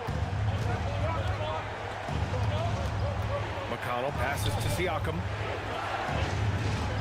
Here's Shepard, puts up a 3. It's good. And give the assist to Siakam. Siakam's got 3 assists tonight. Exchanging buckets from downtown. That's been a staple of tonight's game. Yeah, sometimes you get in a shootout like this, but you just hope that you can get a stop first. And here's MP from outside. Connects again from distance. He's been on the money from deep. Definitely. Looking to shoot as much as possible. Siakam looking it over. Outside Nesmith. The 3. Another 3 for Indiana. Well, the defense gave that away. He's a skilled shooter who you have to contest at the arc. Pass to Collier. Now MP. This one for 3. And again, it's Utah with a 3. 12 straight points off threes. This defense is not extending very well. Now here's Siakam, defended by Nurkic. Takes a 13-footer. The inside look is good for the big man, Pascal Siakam. Inside Siakam gets the better of the defense using his agility, clearing himself a path to a shot. McConnell with it, now guarded by MP. Another miss. He is struggling for the quarter. Markkanen finds MP. Here's the 3, and again for 3. Ooh, you can tell he's feeling it right now. BA, he's on fire. And timeout called by Rick Carlisle. We might see him looking to make some tweaks to the strategy. This game against Utah, the first time they've met this year. They should have steamrolled this club last year, but that's not how it played out. Kessler, he's checked in for Nurkic. Then for Indiana, Benedict Mathurin, he's checked in for Walker. Nembhard comes in for Shepard. And Halliburton is subbed in for McConnell. Here's Nembhard, taking a look at his numbers, averaging about 11 a game. And it goes. As the official calls the foul, count it, and he'll shoot one more at the line. Third personal foul, third team foul. And guys, let's get your take on the scoring breakdown for the Pacers. Well, their game plan has been very effective so far. They're working the...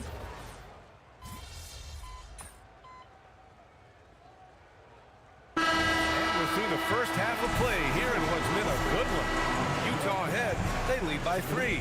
And don't go away. After the break, we'll see you right back here for the start of quarter number 3.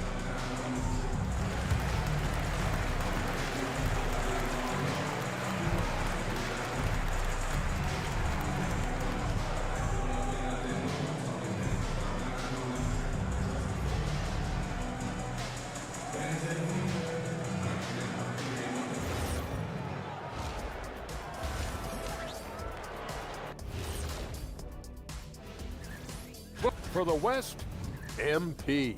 To no one's surprise, MP, individually, he's a level above. Also makes his teammates better. What more do you want? Makes his coach look awfully good as well. Let's shift focus back to the Utah Jazz, who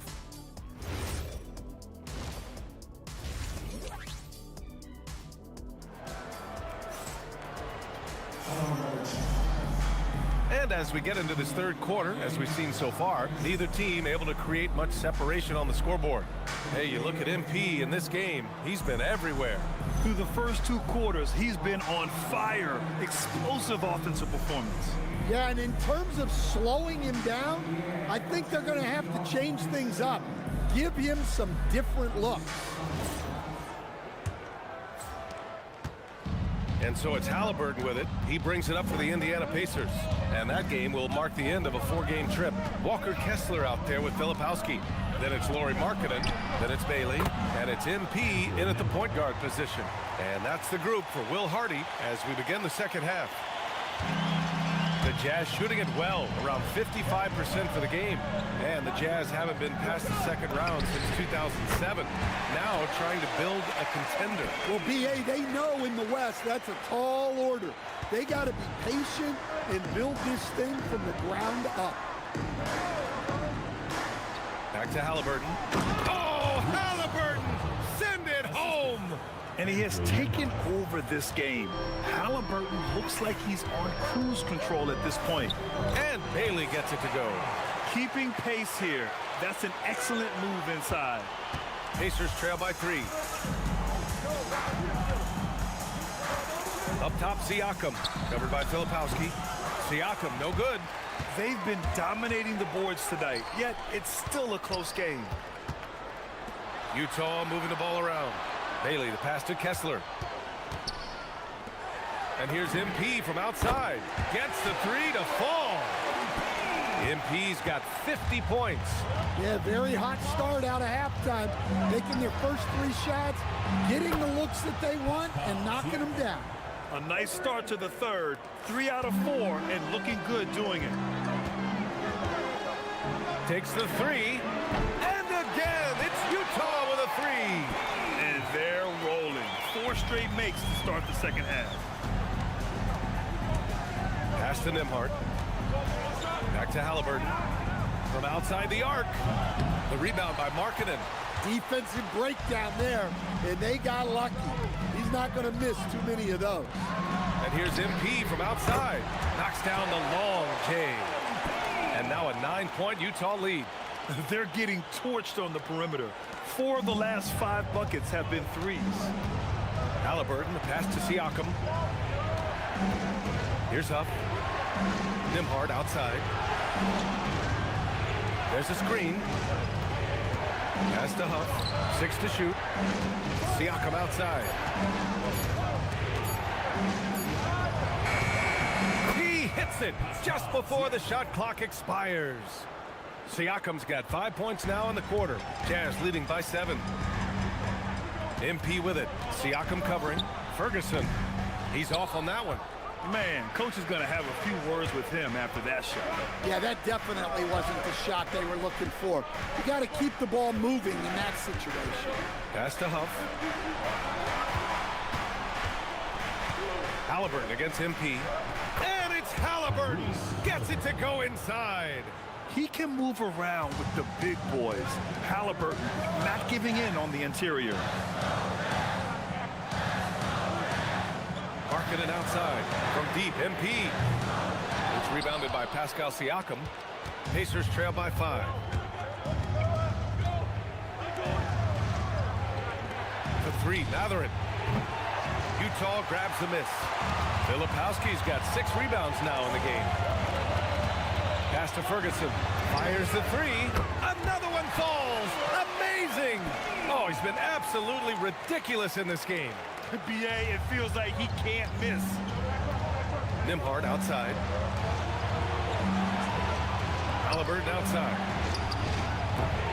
The rebound by Filipowski. Filipowski's got rebound number 7. Again! What an avalanche! I can't believe I'm saying this. He's now second in 60-point games all time. Tapping into his full arsenal, night in, night out. Here's Nembhard. Give him 8 points now. Three-pointer, Halliburton. The rebound by Markkanen. He had it flowing from long range in the first half. Not sure what changed.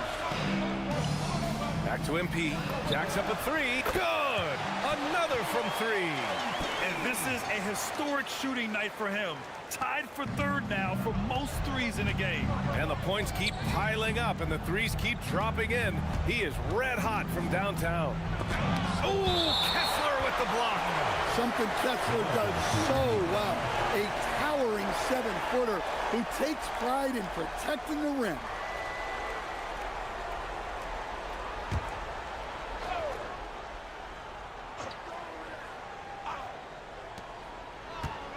Steps back. Halliburton. All right, on the line, we've got our insider, Shams Charania. What do you have for us, Shams? Thanks. Well, this new three-point era... And again for three. He is unstoppable. Completely dialed in from distance. What an historic night shooting the ball. He now stands by himself for third place in most threes in a game. And timeout called by Rick Carlisle. He's going to talk it over with his guys.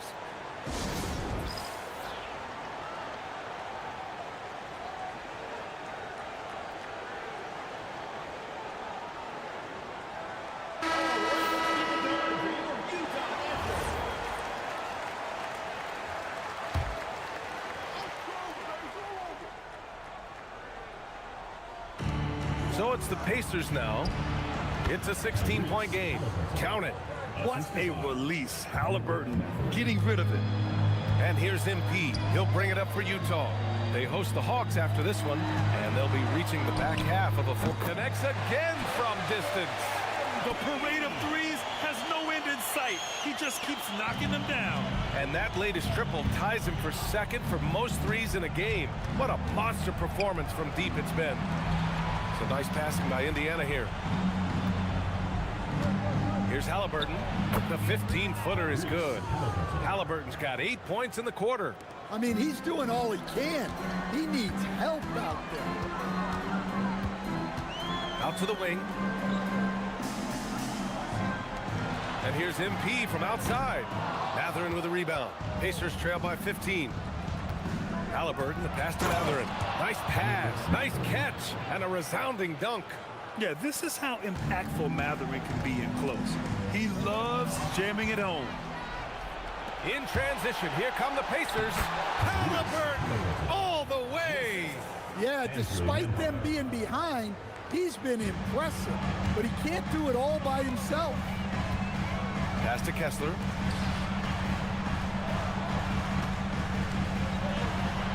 Back to MP. Fires from deep. And again for three. And he's topped his own personal best. A new second-place mark for most single-game triples. He is never shy when it comes time to launch. Not at all. Casting away and making a little history in the process. What a privilege to be here to witness this. He's as good as it gets from long distance. Down to 5 on the shot clock. Halliburton on the wing. The three is up. Oh, yes, sir. Halliburton from deep. This has been a running theme for him. Hit a number of threes in the first half, now nails another. And so Will Hardy calls the timeout. Coach taking this moment to speak to his guys, maybe alter some of the game plan. All right, the Jazz making a change here. Collier's checked in. Then for Indiana, Walker, he's checked in for Huff. Neesmith comes in for Mathurin, and T.J. McConnell subbed in for Nembhard. Utah leading by 11. Filipowski to pass to MP. Good! Another from three. For this franchise now, he's hit the most threes in a single season. Unbelievable. His incredible range stretches out the defense on a nightly basis. It's an invaluable element to this offense. And they're up considerably because of their efforts on the glass. From the arc. Yet another bucket. unreal. He's got the 4th most points ever in an NBA game. This man is on another planet. I mean, what can you say? One of the all-time great individual performances in league history. Yeah, what a dunk from Halliburton. The defense has to push him further out. Pass to Kessler. MP outside. Launches a 3. Good. He hits again. He has been simply unstoppable. And he's now 3rd all-time for points in a game. 1 for the ages. Halliburton, the pass to Walker. McConnell from outside. Utah with the rebound. Here's Collier. He has 7. From deep, MP. Pass to Bailey. There's the triple. Sinks the tray. Bailey's got 5 points now in the quarter. Back-to-back threes, making their defense work on the perimeter a bit. And Grant, when it comes to pure shot-making ability, scouts love Ace Bailey's natural tools. Yeah, when he's taking good shots, he can carry the offense. Needs to get a little stronger and clean up a few things, but his upside as a scorer is tremendous. Exchanging buckets from downtown. That's been a staple of tonight's game. Yeah, sometimes you get in a shootout like this, but you just hope that you can get a stop first. Pacers trail by 18. 2 minutes remaining in the third. 2 minutes. Halliburton on the wing. That 3's off the mark. Trying to get something going here in the half court. Yeah, that's where they've been struggling to execute. And for the Pacers, they're shooting an efficient 55% in the 3rd quarter. Neesmith passes to McConnell. Now here's Siakam. The 3 is up. Utah with the rebound. Bailey's got 7 rebounds in the game. MP looking around. And again for 3. And that last 3 now ties him for the franchise record for most in a season. You know he's looking for that next one. You talk about being locked in all year long. Next one sets the franchise record. What a season it's been for him. And timeout called by Rick Carlisle. A moment to rest and confer on the game plan.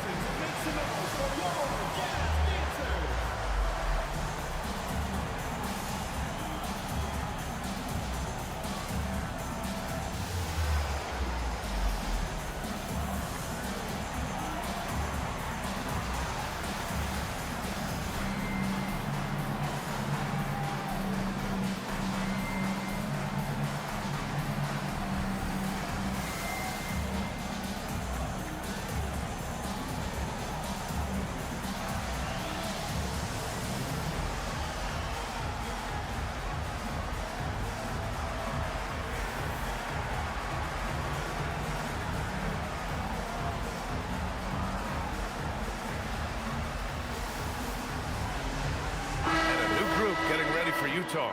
Nurkic is checked in for Kessler. Markkanen comes in for Filipowski. Sensabaugh is checked in for Bailey. And it's George in for MP. Then for Indiana, Wiseman comes in for Siakam.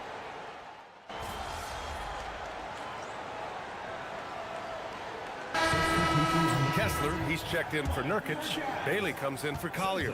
And MP subbed in for George. Pascal Siakam, he's checked in for Indiana. Tyrese Halliburton comes in for Walker. And over the 5 decades of the Jazz franchise history, almost half of those years, they were coached by the great Jerry Sloan.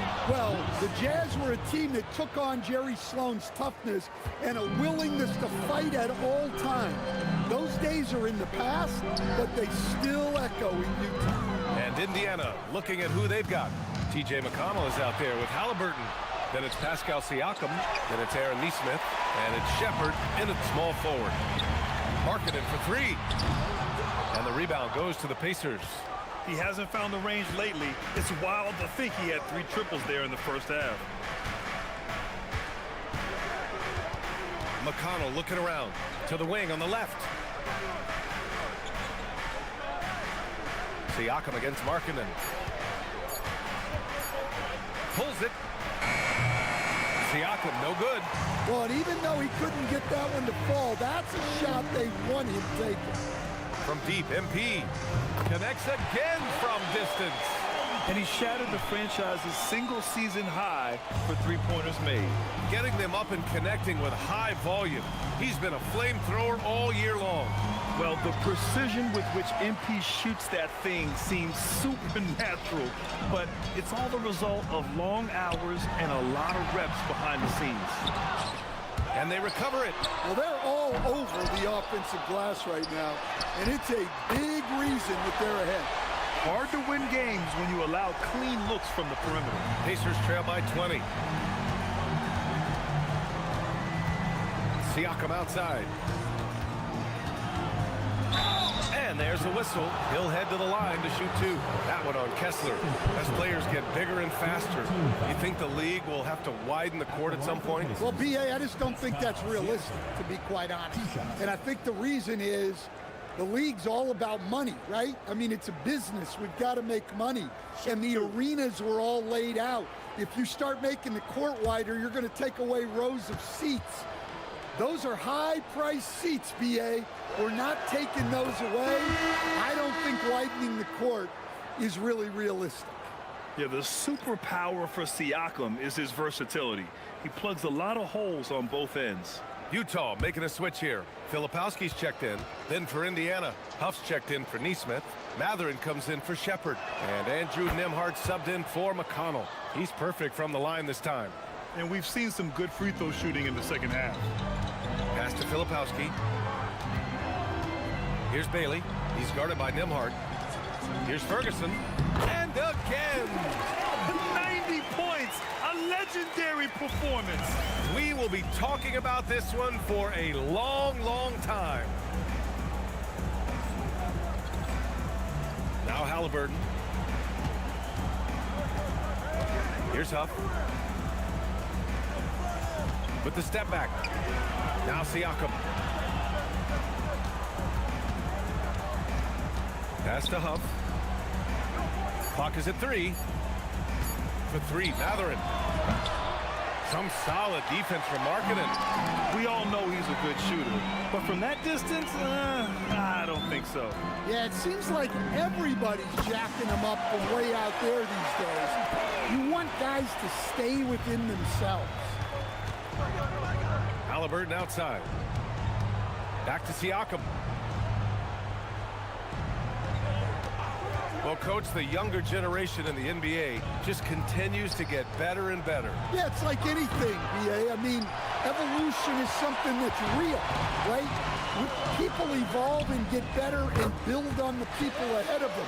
You learn from the people ahead of you. The players watch guys as they grow up, and then they learn to do things. The next generation learns from them, and the skill level just continues to improve. Halliburton against MP for 3. Matherin. That's good. And Halliburton gets the assist. And it's important Matherin keeps hitting these shots because it'll only help build his confidence. A deep 3 from MP. Tried to come right back with a 3 of his own, but it's no good. The Pacers have gotten 8 of 16 attempted shots to go here in the fourth.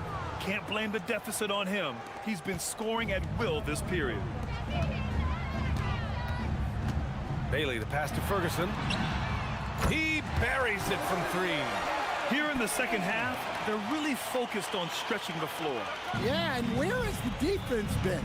They've been content to let them fire away. They've got to close out to the arc. Siakam, right side. Pass to Huff. Jacks up a 3. Another 3 for Indiana. Exchanging buckets from downtown. That's been a staple of tonight's game. Yeah, sometimes you get in a shootout like this, but you just hope that you can get a stop first. And he almost made them regret defending him so loosely. Nembhard outside. Pass to Huff. With nobody on him, he buries that jumper. Huff's got 5 points now this quarter. And so Will Hardy calls for the timeout, looking to get everyone dialed in and engaged. A big group substitution here for Utah. Yusuf Nurkic, he's checked in for Kessler. Niang comes in for Filipowski. Sensabaugh is checked in for Markkanen. And it's Collier in for Bailey. Pass to Collier. Now MP. He's guarded by Nembhard. Utah with another miss. And here's Matherin. He'll bring it up for the Pacers. Halliburton, the pass to Nembhard. And here's Siakam. Launches it. Cash from downtown. A guy who can work the whole arc. Smooth corner shot by Pascal. Jazz leading by 16. And got it! Another basket! He is ripping through this defense. It continues his assault on the record books. And that score moves him into second place for most points in a game. Matherin outside. Now Halliburton. Here's Huff. They set the screen. Matherin. The three is off. The Jazz shooting around 59%. They've been outstanding on the offensive end. And this one hasn't been in doubt for a bit now.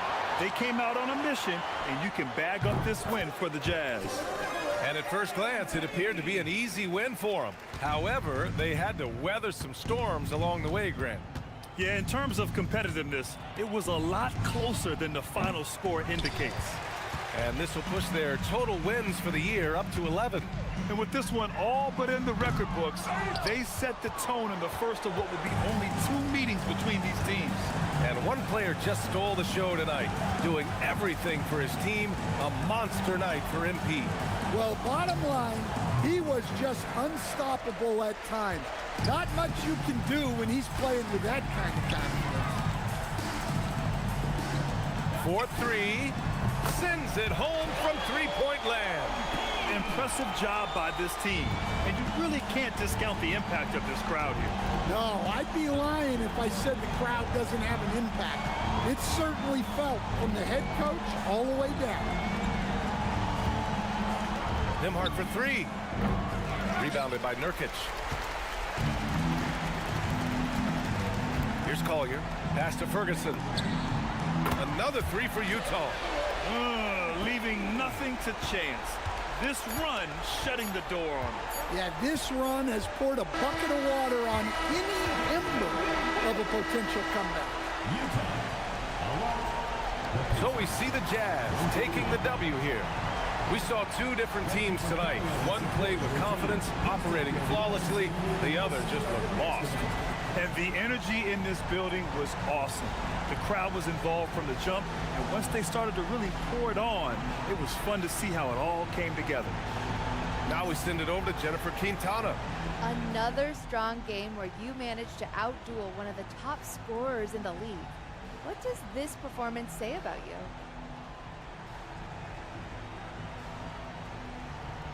You know, it shows that I'm a force to be reckoned with in this league.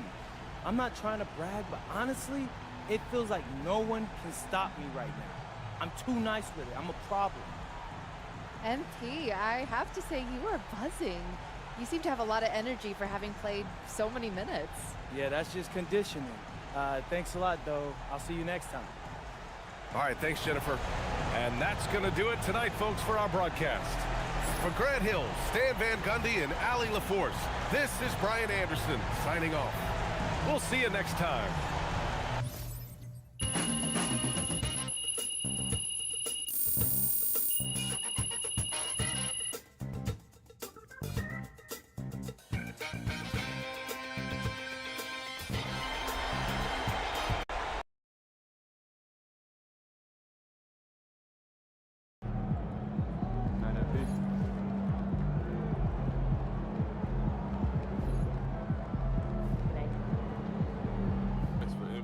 Tough. You're gonna luck your way into that.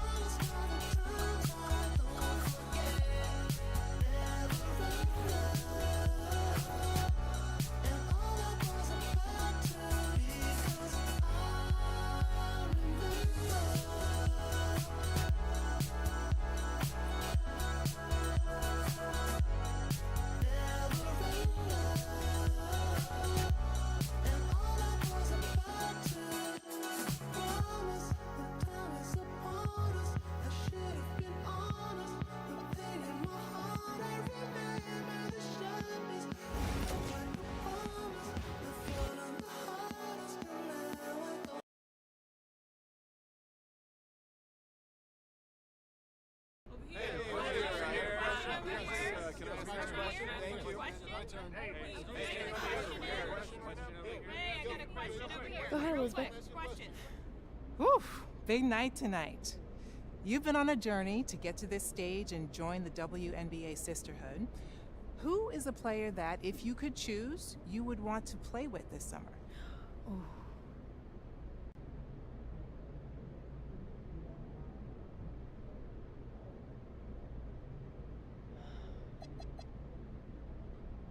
Look, Caitlin Clark changed the game.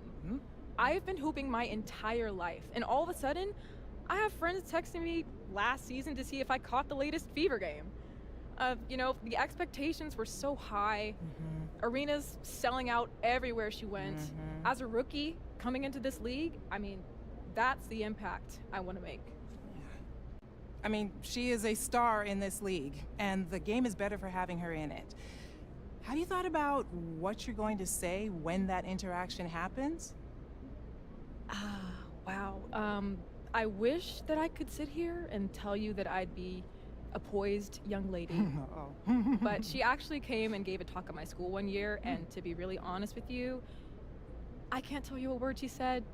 I just couldn't hear her over the sounds of my internal screams.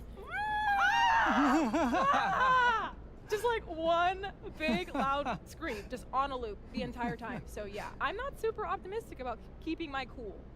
But I would love to ask for a jersey or a signature or something, though. That'd be awesome. Yeah, I'm sure you'll be absolutely fine. Thank you. Thank you. On another note, the league is at a fascinating growth point right now with viewership skyrocketing. How much of the WNBA did you watch growing up? And does the history of the game inform at all where you want to land?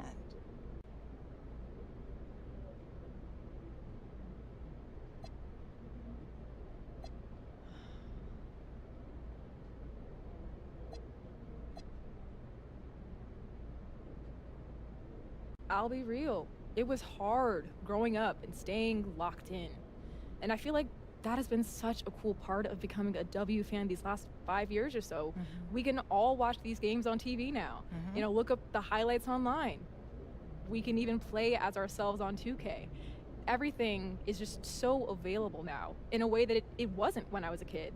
And I know that I'm going to be a part of continuing to grow this game, and it's just such an honor. The spotlight has definitely been on women's sports these last years. How much do you think that on-court rivalries play a factor in the growth of the league? And do you think that these storylines are good for the game? Oh, I love the way that stories are being told right now. And I think that has fueled those rivalries that you're talking about. You know, look at Angel and Caitlin.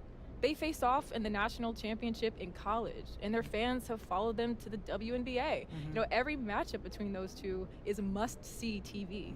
And the Fever and Sky have two of the hottest tickets in the sport right now. And when the Aces and Liberty assembled all that star power a couple years back, every matchup between them was called the Battle of the Super Teams, just pulling in huge ratings, huge numbers. And my grandma wouldn't be able to follow anything that was happening on the court. But I'll tell you, she knows all the tea. She definitely knows all the tea. And I think all these rivalries are just another entry point for the fans. Yeah, totally agree there. Unfortunately, you just missed sharing the court with the WNBA's all-time leading scorer, Diana Taurasi, who played in the league from 2004 to 2024. She brought a ton of that spice you were talking about for so long. Now, what part of her legacy speaks to you the most?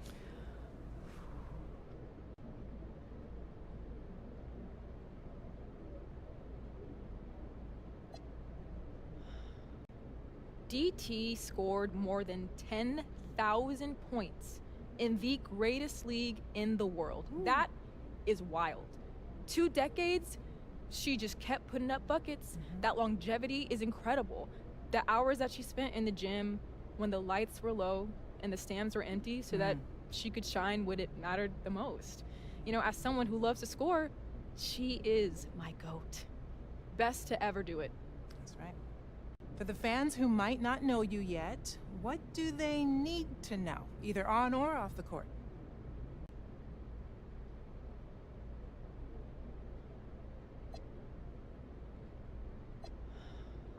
Well, being a professional athlete is about more than just buckets. You play like Paige on the court, but you can make an impact like Tamika Catchings or swing cash off of it. And it's so important for me to show up in the community, for me to be a role model for all these young girls and boys to look up to. I want to be a regular at the local coffee shop. I want to run a basketball camp locally every off season. When a team is drafting me, I want them to know that I plan on representing my city every moment I'm awake. I heard that. Okay, so I want to shift gears quickly for a couple of rapid-fire questions so new fans can get to know you. First, when it comes to a city, do you prefer a bigger metropolis vibe or a smaller, more intimate one?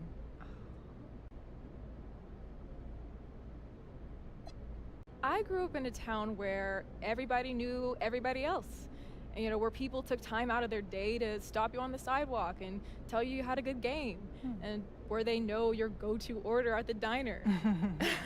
And, when you compare that to your New Yorks or your Chicagos, of course, you're not going to be matching those same kinds of population numbers, but what we lacked in quantity, we absolutely made up in quality with those genuine connections.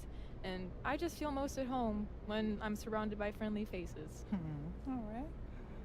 Let's keep this one easy. Favorite color?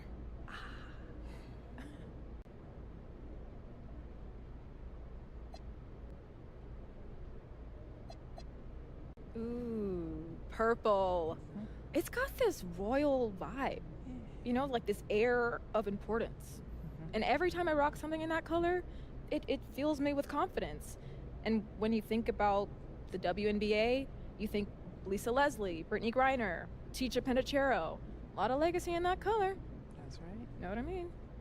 Okay, how about this? On a day when you've got nothing scheduled and you can just relax on the couch, what is your go-to cheat meal? Oh.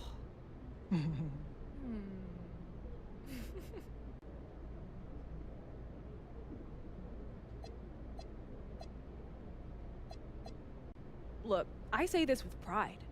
I was raised on pizza. It was like actually a part of the food pyramid in my house growing up, like at the bottom of like the most essential needs. Yeah, that was pizza. And after every club game, my dad, who was our coach, shout out to the Squirrels teammates, never forget that. We would go down to this pizza shop on Main and just take down several pies. Just take it down. And before you try to follow that up, what we're not about to do is catch me up about what city makes the best pizza. Oh. We're not doing that. I'm not trying to tank my career minutes before getting drafted. Thanks. Okay, I'm definitely not trying to get you in trouble. Okay, let's bring it on back to basketball. Let me ask you, does it matter to you where you're selected in the draft order?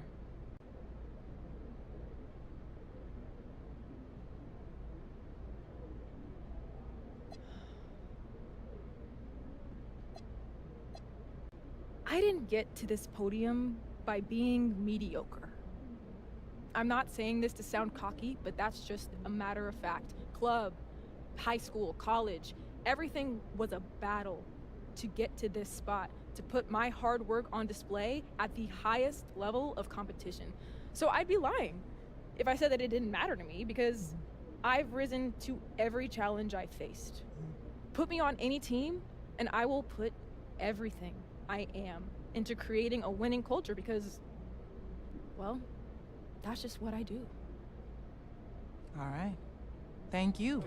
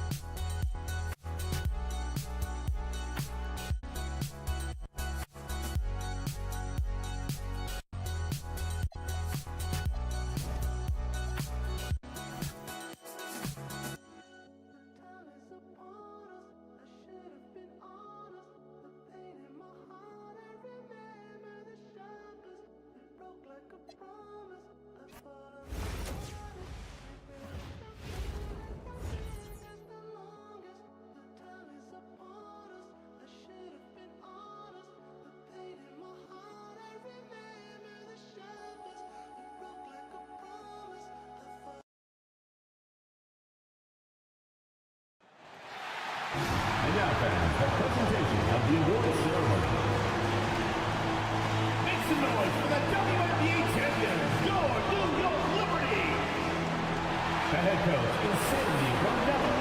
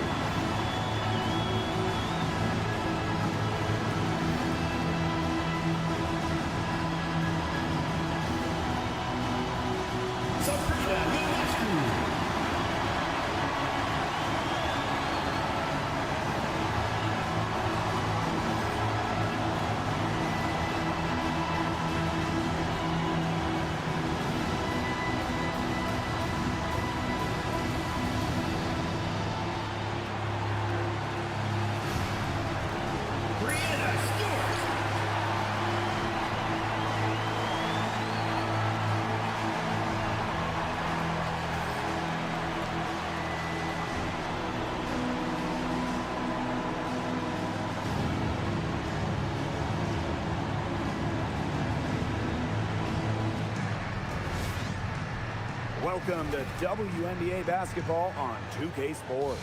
And tonight we've got the Las Vegas Aces playing against the New York Liberty. I'm Blake Suniga, and with me at the broadcast table are Tim Schwartz and Brian Banafitemi. Well, guys, now with the new season underway, what kind of storylines have stood out to you so far? Well, I've had my eye on which players have taken the next step. It's always intriguing to see who's going to be the future stars of this league. And Brian, you know, for me, kind of similar, except I'm kind of looking at the teams, right, as opposed to the players. I want to see which organizations who have really stepped up, gotten off to hot starts, and who can sustain that for the entire season. Because you have to remember, it is a long season.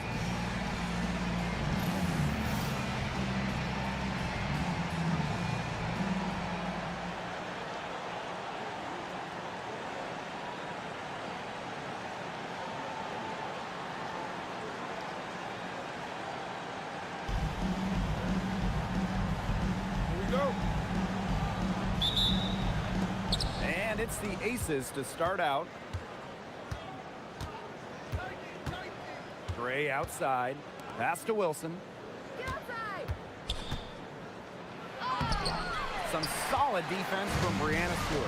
And winning that Game 5 of the finals at home in 2024, what a moment for Sabrina Ionescu. The scoring wasn't there for Sabrina, but she helped the Liberty find a way, dropping 8 assists in the deciding Game 5, helping lead New York to their first ever WNBA title.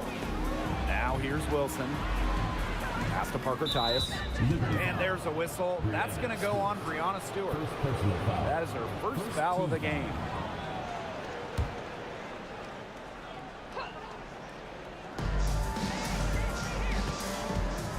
Gray right side. Young. Good, and it's Chelsea Gray who picks up the assist. Well, usually she's providing the pass. Young has to be happy to be on the receiving end of a catch and shoot. More than willing to fire. Lets the three fly. Here's Jones. And the shot is good. Coach has always told me that if you battle for offensive rebounds, you're guaranteed a high-quality shot on the follow, just like she got there. Now here's Young. Out to Parker Tyus. Wilson controls the rebound and puts it back up and in. Simply tenacious on the O boards. Wilson attacks the loose ball with the intent of putting it back in the hoop. Here's Goddess. That three off the mark. Pass to Young. And we're about 2 minutes into the first quarter. Wilson with it. Now guarded by Ionescu. Back to Young. Shot clock at 6. Knocks down the three ball. A wide open three. They need much better communication defensively. Now here is Goddess. Launches it. Connects from three-point range. Three's going down quickly at both ends. What an answer. You come at me with the three, I'm coming right back. Everybody gets a three. It was a long time coming, but the Liberty finally won it all in 2024. You think about it, it's their first championship after losing in the finals 5 times, including the year before, 2023. And it wasn't easy. It took the full 5 games, overtime in that game 5, but Liberty fans got to see their team win on their court. Such a sweet feeling. Now here's Gray. Here's Parker Tyus. Faked in off the glass. Assist goes to Chelsea Gray. Now got it. Three-pointer Brianna Stewart. And she's good on the three ball. The three-point shot of Stewart, it's what sets everything else up. You have to meet her at the three-point line because if you don't, she'll knock them down. Now here's Wilson. Some solid defense from Brianna Stewart. It's been a bit of a struggle for her this quarter in terms of scoring the ball. Three-pointer Sabrina Ionescu. And a great assist by Brianna Stewart as that one goes in. A shot that looks almost automatic for Ionescu, has total confidence in her shooting ability. Outside Young. Gray outside. Down to 5 on the shot clock. Lloyd. And they come right back with their own three-pointer. Well, we are seeing why Lloyd was dubbed the Gold Mamba. She's got the mentality to answer right back. Ionescu outside. And again, it's the Liberty from deep. They're going back to the three-point shot over and over again. They might have found the Achilles heel of this defense. That was their 9th straight point from beyond the arc. Chelsea Gray for 3. Another 3 for Las Vegas. This is who Gray is. A terrific shooter who seeks payback when you drain one on her squad. Here's Goddess. And she can't answer back the three-pointer offline. We've got a 9-second difference between the shot clock and the game clock. Wilson outside. Back to Gray. There's the triple. Gets a three-pointer to fall. A new age point guard. Gray doesn't just handle the ball and pass the ball. She also hits it from deep at a crazy rate. Goddess with the ball. It could go. No good on the last second attempt there. The first quarter all wrapped up, and it's been an exciting game so far. The Aces on top, leading by just 1. Let's take a quick break, and then it's on to the second quarter after this.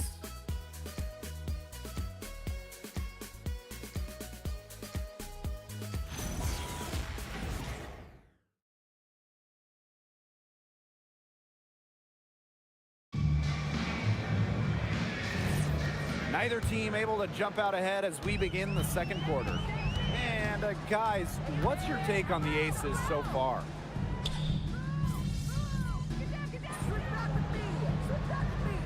Aces making a change here.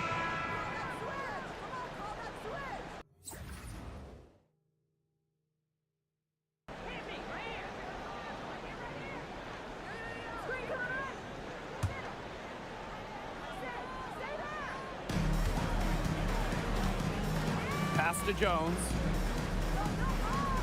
Goddess up top from the arc.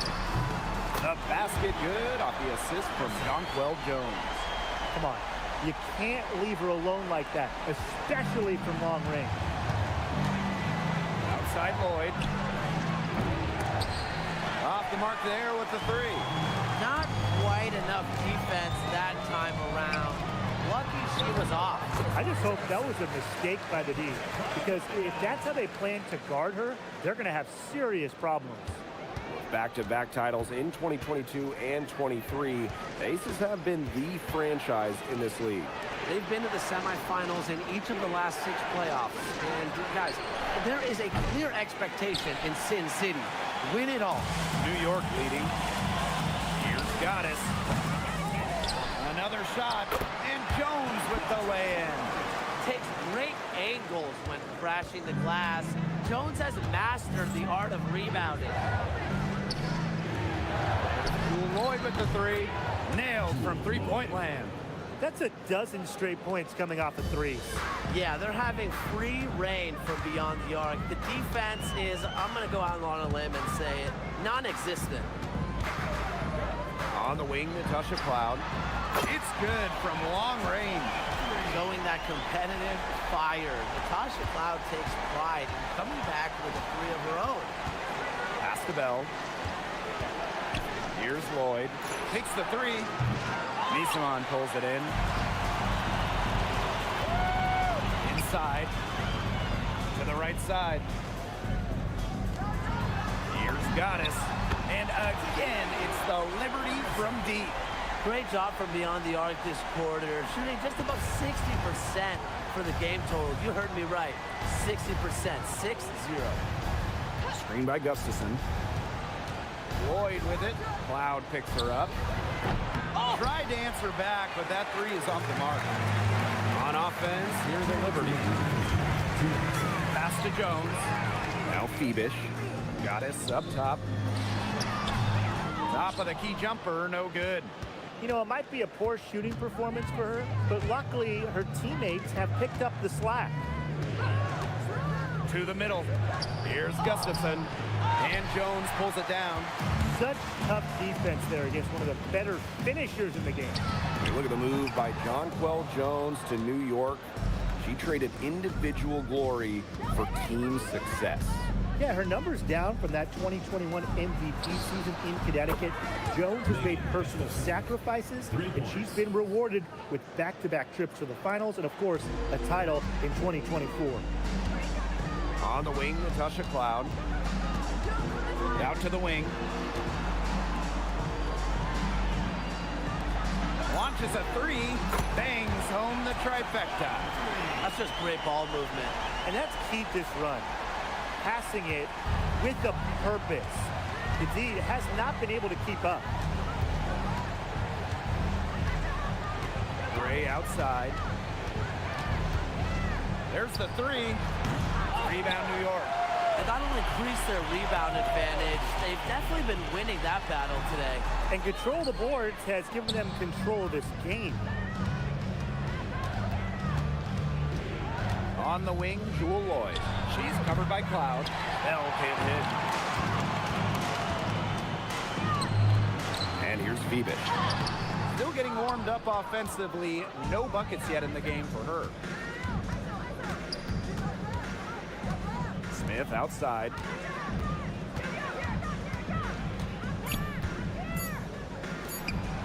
Chelsea Gray for three. An amazing shot to just barely beat the buzzer. Blake, that is as big a shot as you're ever going to see. You ever hit a shot that big, Tim? Look, she was calling for the ball and was just dying to take that shot. And so we've reached the end of the first half of play. It's the Liberty up by 8.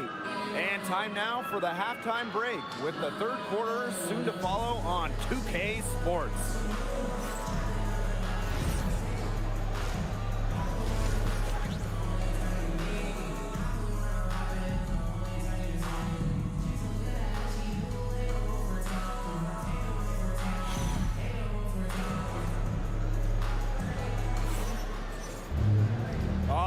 The second half beginning in a moment. We've seen Goddess really having a great game here. And I wonder how long she can continue to shoot the 3 ball as well as she has up to this point. She's been quite simply lights out.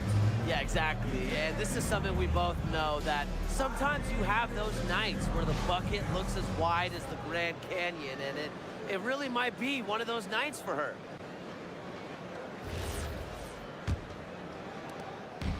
And it's New York's ball. They've led by as many as 11 points. Back in 2023, Brianna Stewart signed as a free agent with the Liberty. What a signing.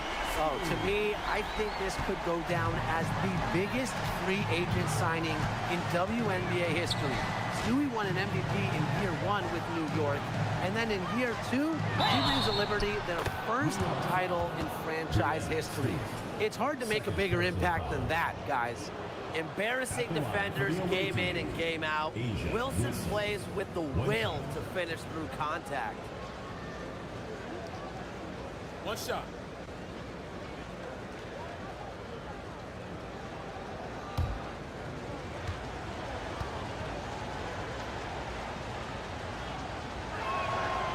Well, when you think about the best organization in the W, Las Vegas has to be near the top of the list.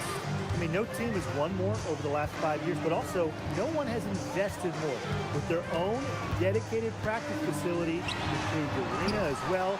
And the Aces are very serious about winning.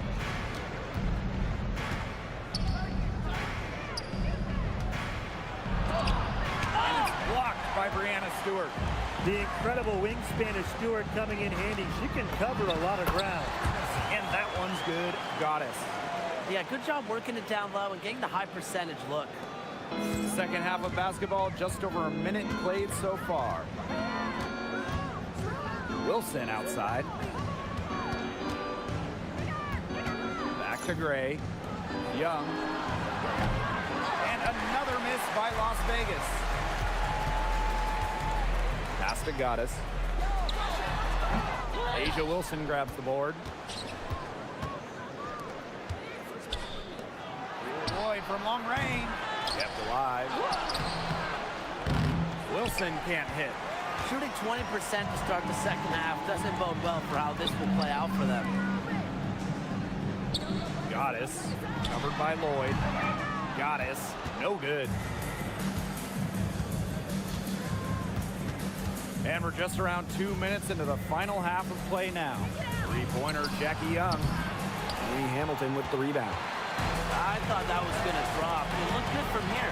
Looked good here, too. I'm as shocked as you. And that one drops for her. A premier interior scorer, Jones's physical presence is enough to intimidate defenders. Gray up top, covered by Ionescu. She gets that one. It looked like that shot was going to get blocked, but then she pulled the Houdini act and flipped it in for the score. What a crafty play. Timeout called the Liberty.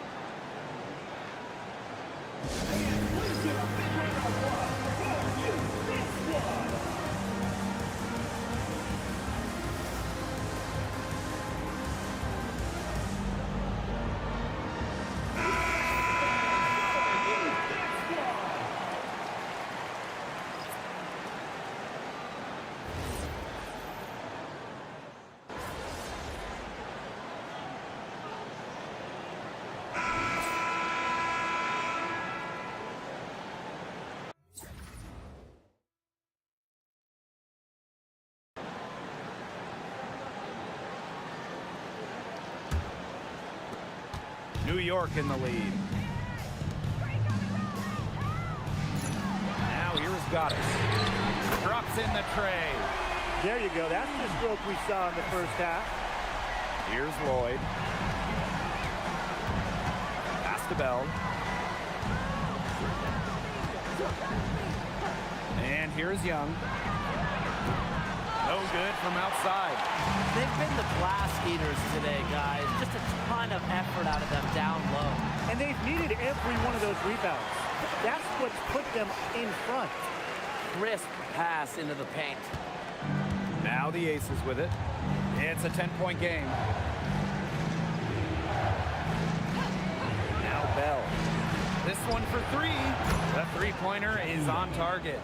She's putting on a commanding performance here. She's now hit 2 3-pointers in each half now.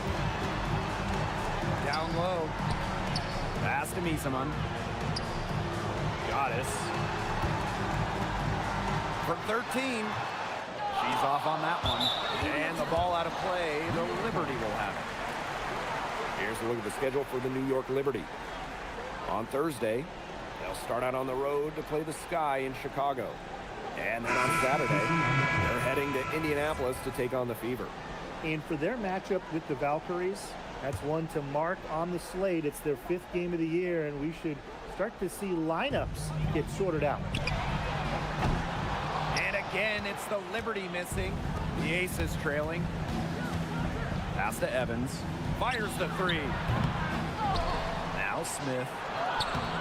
Good D by Emma Misaman. Some great tight defense right there. Got right up on her and forced the miss. Just close enough to bother her on the shot, but disciplined enough to avoid too much contact. Game moves along. 2 minutes gone here in the 4th. Smith outside. That's in. Coming up an assist from Jackie Young. What a confident player Smith is, wasting no time with the rising fire.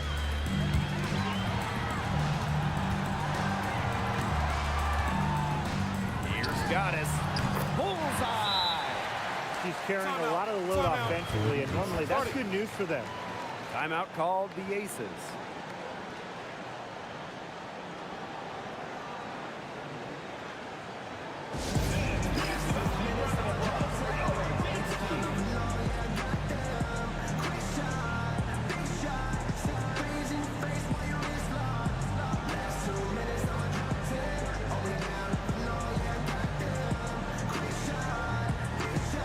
Both teams changing it up here.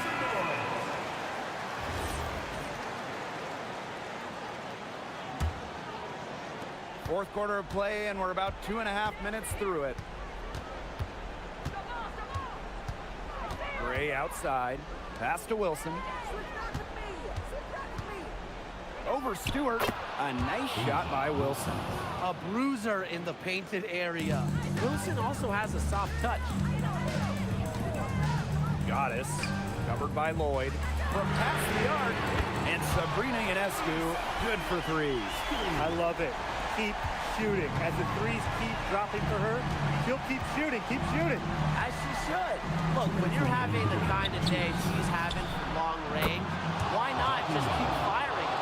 They've been relying on her 3-point shot all game, and she has not let them down. Well, her shooting has put him in a position to win this game now, and with the clock winding down and the score where it is, her light isn't red or yellow. It's going to be green and stay green. Just a huge hole in the defense, and she didn't waste any time going through it. Wilson right side. Lloyd. Back to Wilson. Brianna Stewart with the steal. Here's Ionescu. Gray defending. Outside, Lainey Hamilton. Here's Goddess. Off target with the 3. Pass to Young. Back to Wilson. And stolen by Ionescu. To the inside. Jones. Takes the assist and lays it in. Picked out the pass nicely. He put that lead pass on a platter for her. And the Aces call time here.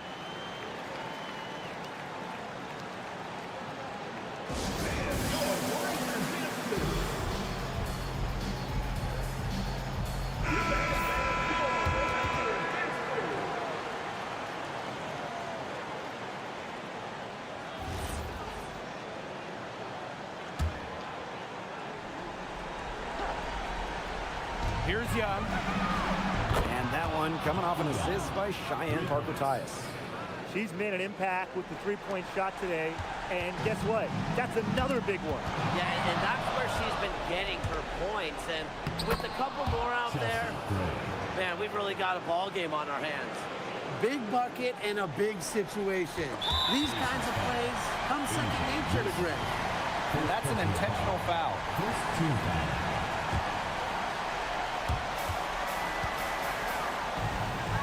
Outside, Lainey Hamilton. Sabrina Ionescu from outside. And it's rebounded by Jackie Young. No time to spare. They need a bucket. And then a steal or foul to stop the clock.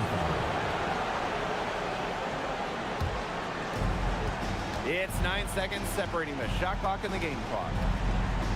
Left side, Lloyd. Shoots the three. Rebound, New York. She keeps trying to force it up when she's guarded, and she is just getting brick after brick. Here's my suggestion. Move the ball around. 2 shots. First free throw is good, and that increases their lead to 6.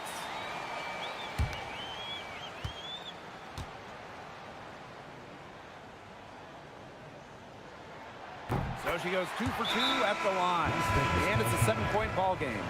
Those foul shots put them that much more in the driver's seat.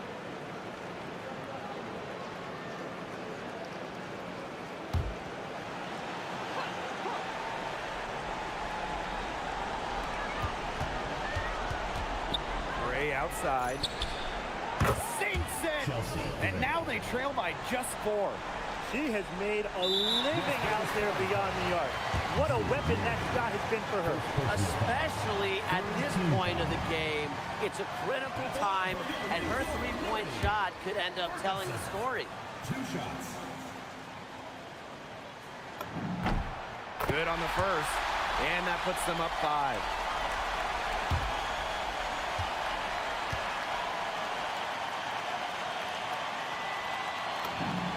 And she hits both free throws. And it's a 6-point ball game. Pass to Wilson. Back to Gray. And Jones pulls it down.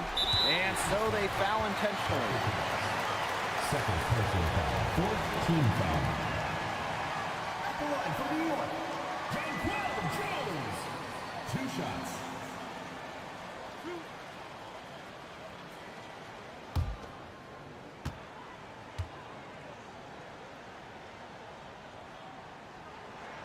He gets the first, and that makes it a 7-point lead.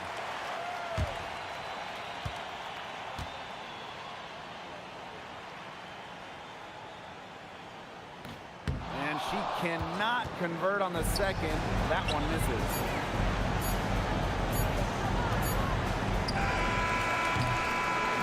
And so it's New York winning this one. Probably a little closer than they would have liked, but it's a win nonetheless. And I think the fans gave them an emotional boost. They really needed down the stretch. This crowd was with them all the way. That'll do it for our broadcast, everyone.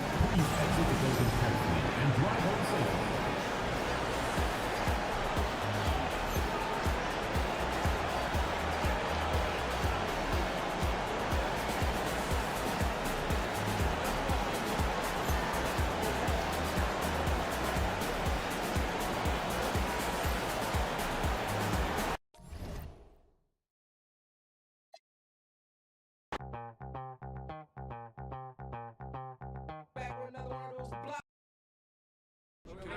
Elizabeth. All right, so clearly the Aces and Liberty have become one of the biggest rivalries in the WNBA these last few years. So how has the energy been in the locker room leading up to this matchup? You know, we've got a lot of vets on this team, and they've been keeping it chill. And that's been good for me because I was probably way too geeked when I first joined this organization. It was literally one of the first things that I did when I knew that I would be here. I went right to the schedule, just circle today's date. I still remember my mom and I texting back and forth in all caps when they were matching up in the finals a few years ago. Stewie! Asia! Jackie! Sob! Oh my goodness, I'm glad they're staying professional. Someone's got to. So before you were even affiliated with one of these teams, did you have like a favorite moment between these two?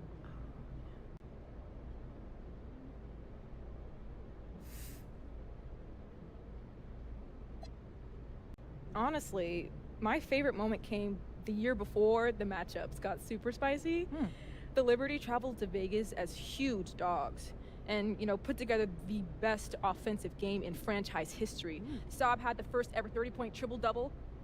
Honshu hit 11 of 12 shots off the bench. My teammates and I were just up late, just watched it all together. And I just remember us being just so hyped, like just cheering like the entire time. Just elite basketball that night. Elite. Cool. Thank you. Thank you. Rockin' beats.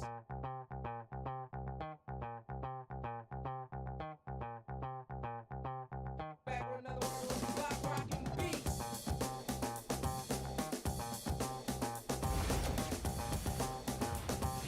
Back with another one of those block rockin' beats.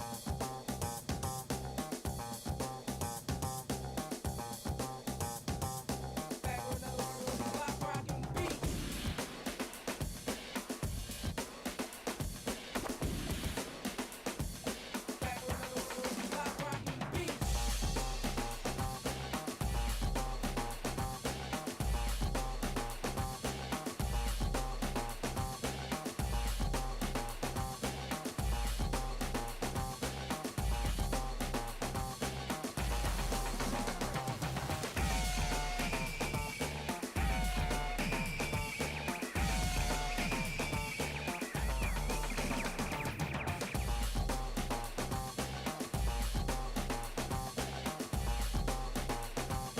Back with another one of those block rockin' beats.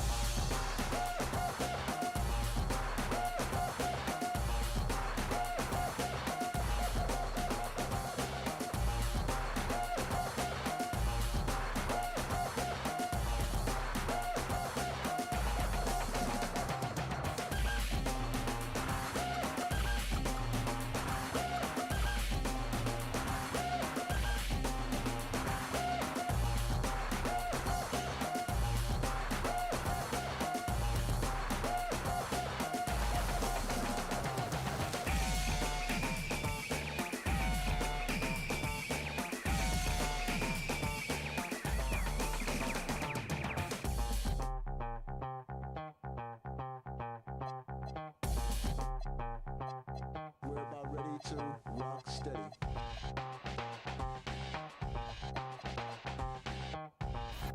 We're about ready to rock steady.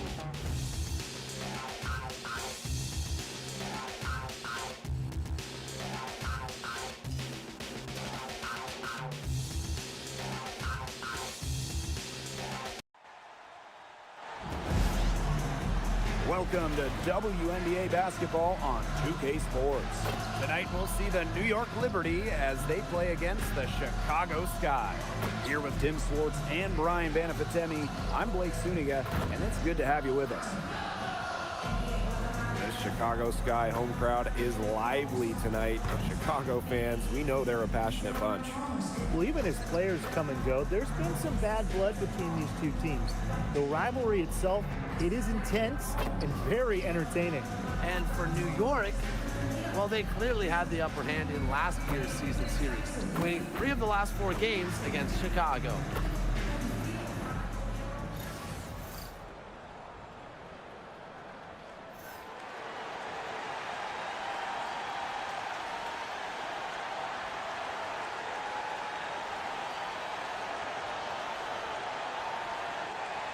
Don't forget this game tonight. It's one of 10 games for this team that's part of the Commissioner's Cup standings. It also counts towards the regular season, so this contest really shows up in the standings twice. An interesting wrinkle to this one. Now here's Cardoso. Banham, no good. Yeah, the great shooters, they know when they've got enough opening to go for the 3. I didn't think it was a bad choice there. Yeah, not very good defensive coverage that time. The T got lucky. And it's Atkins missing. I thought that was going to drop. It looked good from here. Looked good here, too. I'm as shocked as you. 18 feet out. Comes out of the gate empty. And here is Vandersloot. Pass to Banham. Outside Reese. Pick by Reese. From deep aerial Atkins. Knocks down the 3 ball. With an unwavering work ethic, Atkins has just about mastered the 3 ball. Got that one up quick. Right back at you. They immediately get those 3 points back. Just trading punches from long range. It's been a heavyweight fight. Now here's Atkins. Pass to Vandersloot. Now Cardoso. And that comes off the assist by Courtney Vandersloot. Well, Vandersloot's unselfishness is part of what makes her so special. She loves to create for others. Here's Goddess. To the paint. Stolen by Camila Cardoso. Out to Vandersloot. Atkins. Pass to Banham. 3-pointer. Rebounded by Jonquel Jones. And here's Ionescu. Here's Goddess. And again, it's the Liberty from deep. Talk about a determined distributor. Ionescu pretty much always knows where her teammates are. And here's Banham. Covered by Goddess. And it's good for 2. The height difference there was huge, but she canceled it out with great body control in the air. That body control right there is essential. If you're giving up a bunch of height on flat ground, then you better be good in the air. And be able to adjust in the air, too. Guys, there's really no debate. When it comes to assists, Courtney Vandersloot is the GOAT. No argument here. 7 assist titles in her career, easily the best assist average in league history. Vandersloot is a wizard with the rock. No mistake on that one. Good work all around. New York trailing here. Wayne Hamilton on the wing. Pass to Jones. Goddess. And again, it's the Liberty from deep. Just really good awareness right there on the assist. And it's the sky ball. Now Reese. Outside Atkins. Now Vandersloot. Jacks up a 3. Hits the 3-point bomb. This is the type of competitiveness you love to see. How about Vandersloot stepping up and hit the revenge 3 ball? Now here's Ionescu. Here's Goddess. It's hauled in by Angel Reese. Vandersloot outside. Pass to Banham. Now here's Cardoso. And here's Ariel Atkins outside. Rebounded by Jonquel Jones. Here's Goddess. Wing shot on the way. And that one off the back of the rim and in. That 6'6" height coming in handy for Jones, able to see the floor well and rotate it to the open player. Vandersloot right side. Ariel Atkins on the wing. From outside, off the mark. It's been a bit of a struggle for her this quarter in terms of scoring the ball. Three-pointer, Brianna Stewart. Chicago with the rebound. Vandersloot with it. Pass to Atkins. From the arc. Chicago again missing. Yeah, I think she has been way off the mark this quarter. It is getting rough. The 3, and that one's good. Goddess. She's created some good opportunities for herself and made the most of them. Chicago trailing here. Pass to Reese. Atkins. Chicago again missing. This has not been a quarter to remember for her. I mean, what's going on right now? What is this? She's not making any sort of impact for them at that end of the court. Yeah, you know how a lot of people talk about flipping the switch? Well, her switch has definitely been flipped to on in this quarter, guys. I mean, just dominant scoring. Now here's Vandersloot. Outside Atkins. That's good, and so Courtney Vandersloot gets the assist. Well, scoring-wise, it has been a sluggish start for her as she has now made just 2 of her first 7 shots. Count the basket. That's a heads-up play right there, guys. Not just on the assist, but also on the finish. Ariel Atkins on the wing. Right wing. Vandersloot outside. Down to 5 on the shot clock. Atkins. And the basket by Cardoso. He was the first one to react to that miss. I mean, that's just a hustle play on the putback. Outside Stewart. Pass to Gaddis. Launches it. It's Cardoso with the rebound. And it's the Sky Ball. Trailing by 2. Ariel Atkins on the wing. And Hamilton covering. The game now all tied. There's a pattern taking shape. They're working it inside and getting good shots from close range. Yeah, 4 of their last 5 baskets have been of exactly that variety. Sabrina Ionescu from outside. And she's good on the 3 ball. The D has gotten a little lax defending the three-point shot at that end.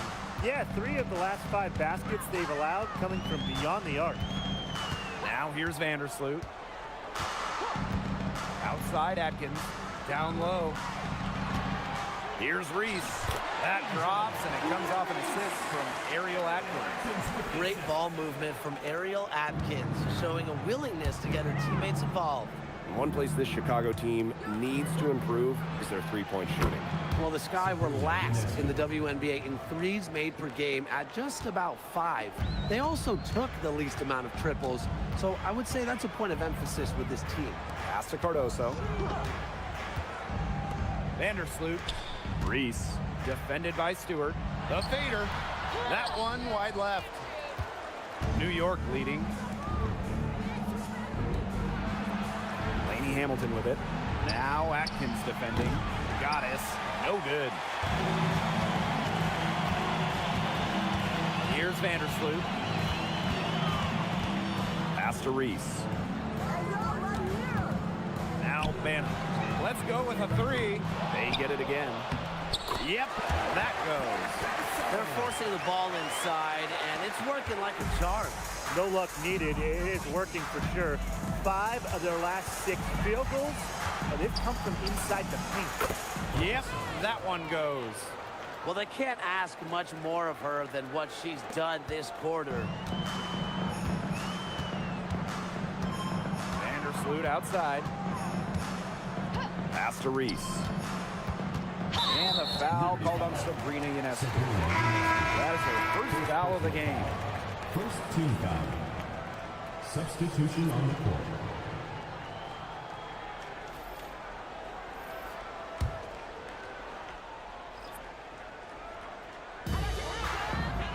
Vandersloot outside. Back to Cardoso. Here's Ramsey. Pass to Atkins. Off target from 3-point range. Nice play on D. Got that hand in her face, and it prevented an easy look. Exactly. She was alert and aware, and really just reacted quickly to that shot. Her ball distribution has been outstanding. Yeah, Tim, all you have to do is look at the numbers. Those assists do not lie. And they keep piling up. Here's Ramsey. Williams, defended by Stewart. Williams can't get it to go. Terrific job defending the basket that time. It's not an easy task stopping her when she's headed to the rim. It seems that every pass they make is leading to a score here. Just phenomenal ball movement. Everyone's looking for the best shot, and it's paid off during this run. Now here's Vandersloot. Back to Atkins. Here's Ramsey. Clock at 6.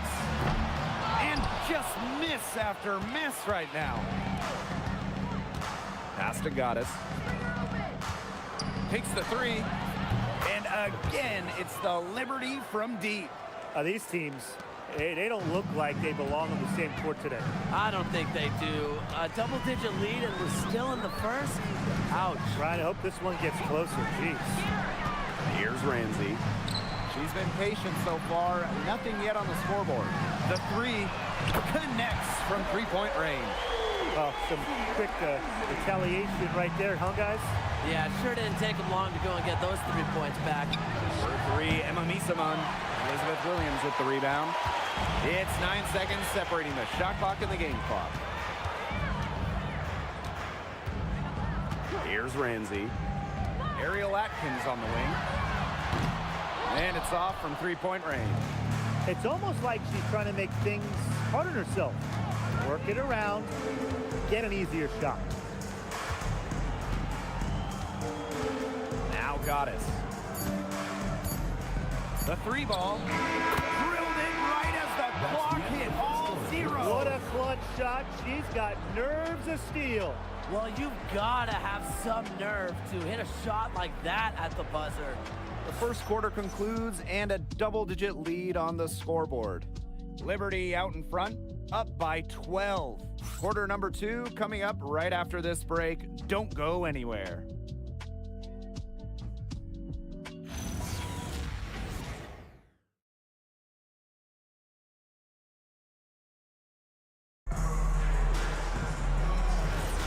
And welcome back. It's been all one-way traffic through the first as the second quarter gets underway.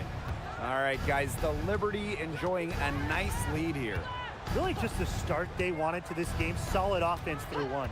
Not a lot of stalls for them on the offensive end here. Here's Phoebish.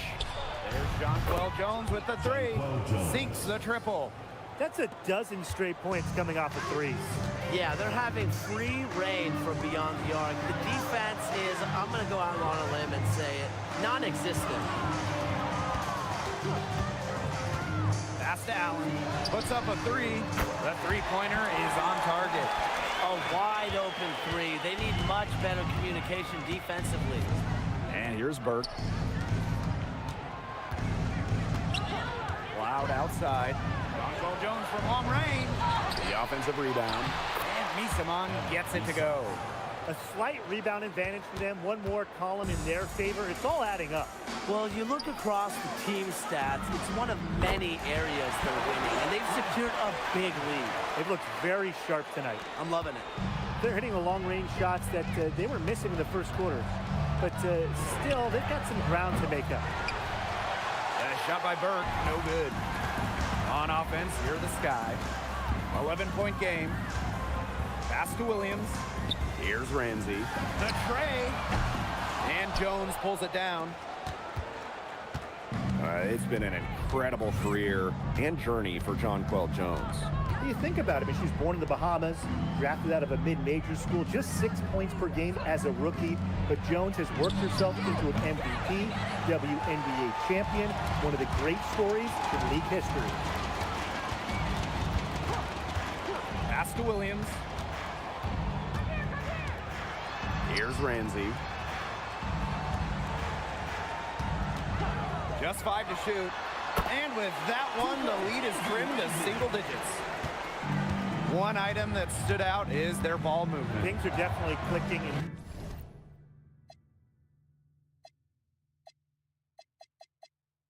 More importantly, it's tough to defend. Shot by Burke, no good. Chicago with the ball. They trail by 9 points. And we're just over 2.5 minutes into the second period. Here's Allen. The three-pointer off the mark. Hard to figure out why she didn't bury that one. Not a defender near her. A nice shot by Cloud. Yeah, and that should not be a surprise at all to the defense. Natasha Cloud loves to get defenders on their heels and then just stop and pop. Here's Ramsey. 5 points in the game.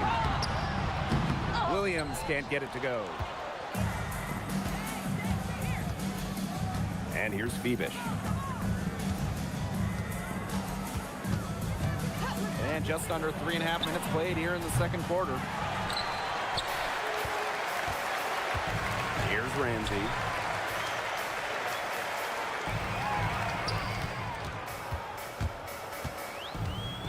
Over to the left wing. There's the triple. Chicago again missing. Now Phoebish. He hasn't yet put up any points in this one. Another miss by Natasha Cloud. Now here's Allen.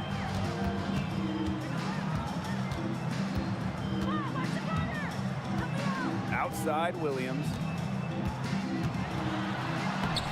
laid in with a nice touch off the glass. She worked so hard on the post moves and finishing. Williams thrives close to the hoop. Pass to Jones. Shoots over Williams. And that one's good. Jones. Another pass put right into the shooter's pocket for a terrific assist. You know, they've done a lot of that today. And you know, it's something we haven't seen much at the opposite end of the court. Here's Ramsey. 5 points in the game. It's good from long range. They can't afford to give her that kind of look. Well, it came off a good screen, but still, as a defender, you have to fight over the top of it. And you need some help as well. Now here's Jones. 7 points in the game. Pass to Cloud.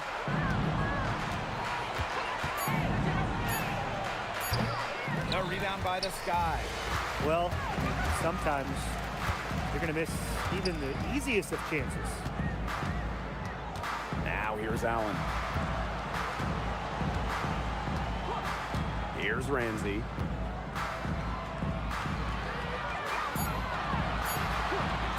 Her first shot coming late. Rebounded by Jonquel Jones. New York leading. And here's Phoebish. Looking for her first basket still in this one. A shot by Burke, no good. Here's Ramsey. Inside, Williams. And Jones pulls it down. And it's New York's ball. Pass to Burke for 3. They get it back. Misamon inside. Cloud. Offline with the 3. Now here's Allen. She's guarded closely. Buries it down low. Unfazed by that scoreless first quarter, and she's heating up. Jones outside. Pass to Phoebish. Out of bounds, it'll go to the Sky. And now a look at the upcoming schedule for the New York Liberty. On Saturday, they're heading to Indianapolis to take on the Fever. Then on Tuesday, they'll head home to take on the Golden State Valkyries. You know, for that matchup with the Valkyries, that's a contest I'll keep my eye on. It's going to be game number 5 of the year. And of course, we're going to get off to a fast start in the schedule. And here's Ariel Atkins outside. Battling hard on the glass, and they hold the advantage there. Yeah, they're fighting for every loose carom and giving it as good as they get inside. The basket drops, and she gets fouled on the shot. 1 free throw coming up for her. At the line for Liberty. So Stewart will go to the free throw line. And the call on Camila Cardoso.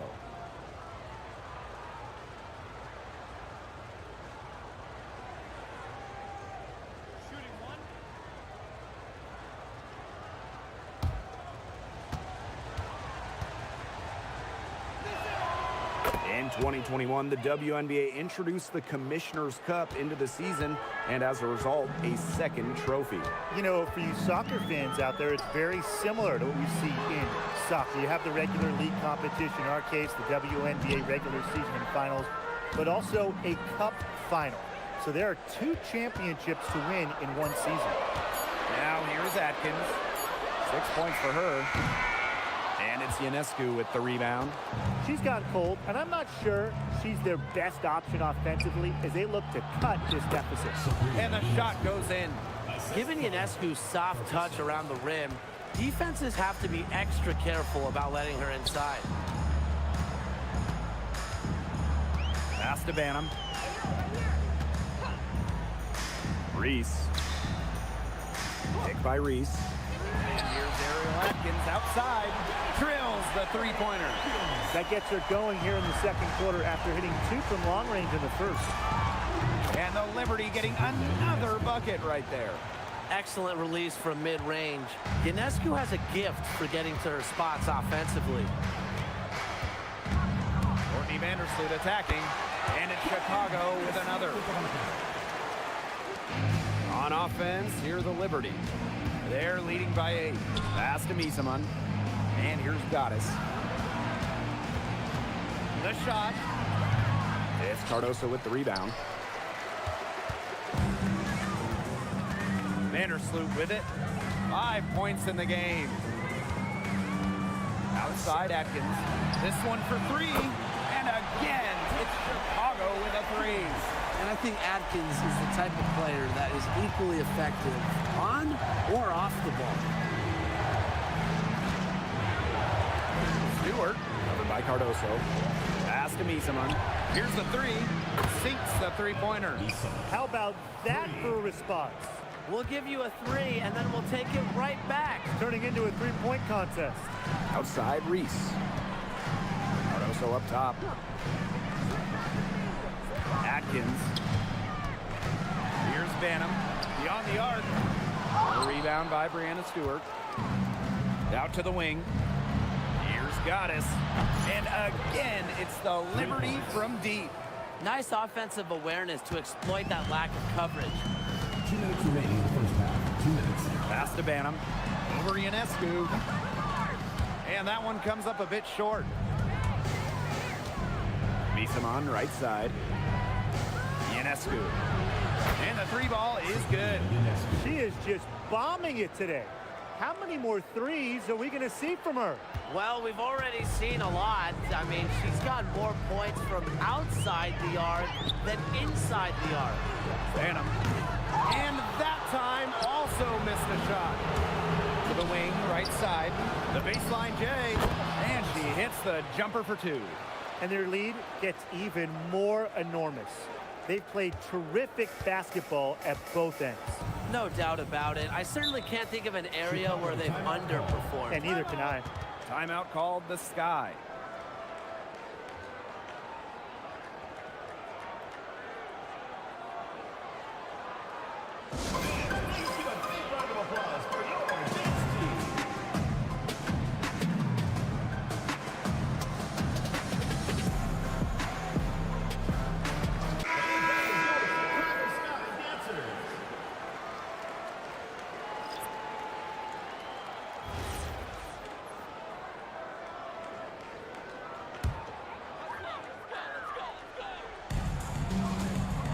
To the inside.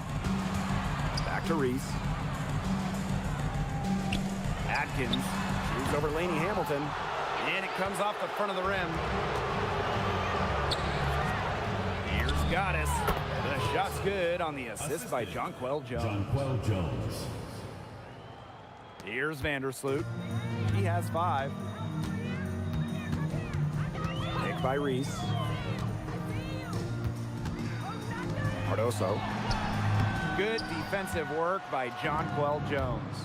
And that'll increase their rebound advantage. They've definitely been winning that battle today. And control the boards has given them control of this game.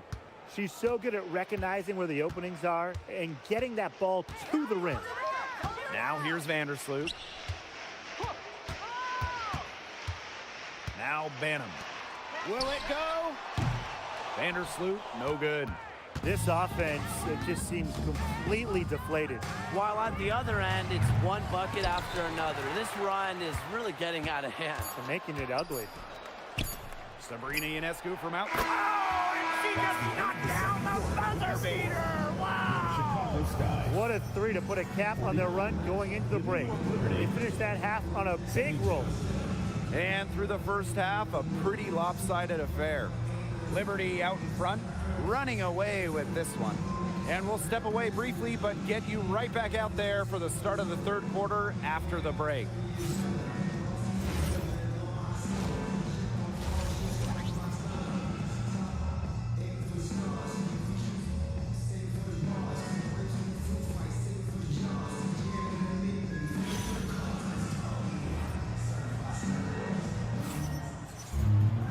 Well, it's been a one-sided affair through the first 2 quarters, but there is plenty of time to mount a comeback. We've seen Goddess really having a great game here. And those threes have been dropping for her. Absolute dead-eye shooting in that first half. Yeah, I'll say. I mean, this could not have been a more productive day for her from long range.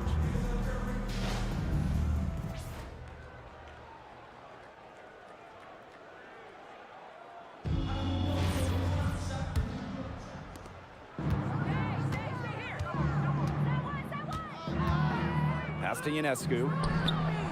And again, it's the Liberty from deep. And Ionescu is inflicting major damage right now. The defense looks helpless.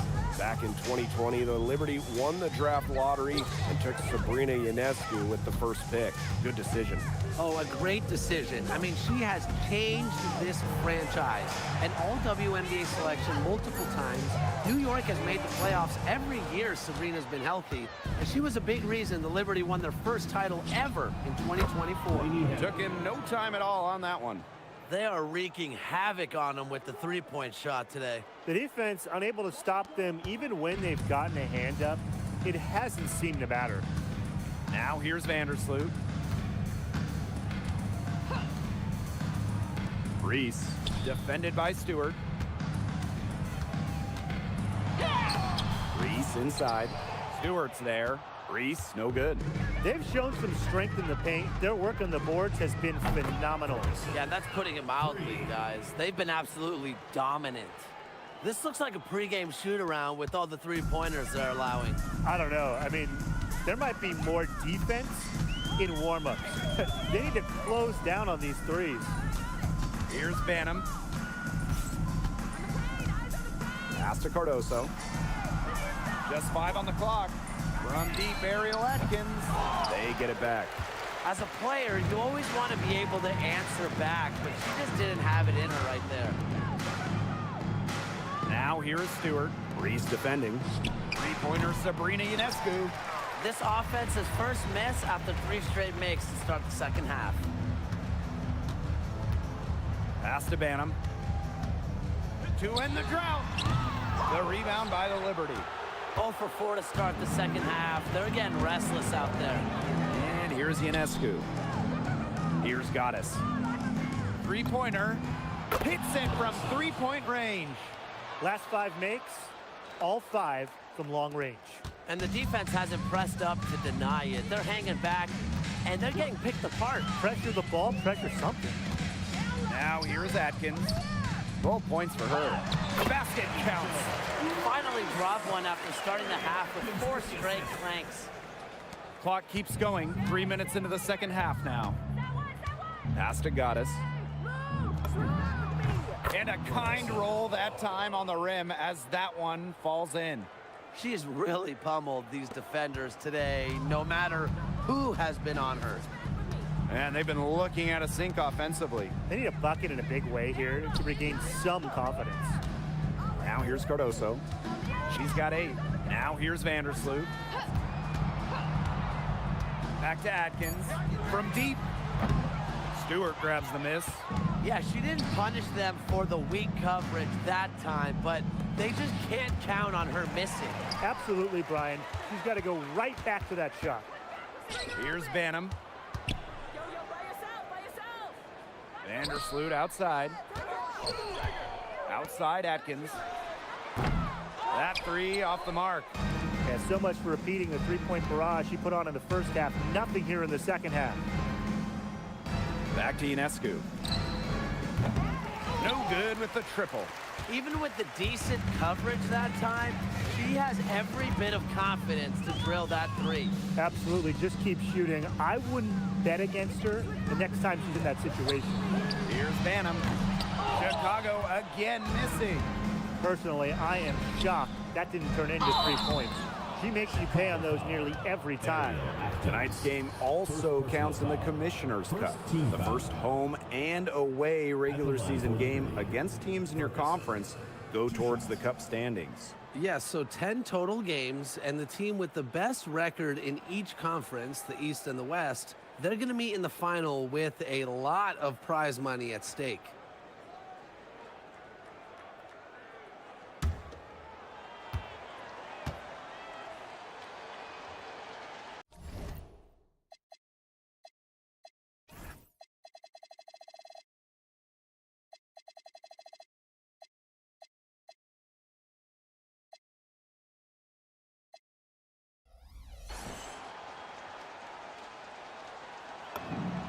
And she knocks down the first one. And for this Chicago team, they've built the roster inside out. Well, that 2024 draft nets them Angel Reese and the 6'7" Camila Cardoso. With their version of the Twin Towers, they've got a great foundation for years to come. And that one goes in, 2 from the line that time. Looking around the league, is it safe to say that the Liberty have the best big three?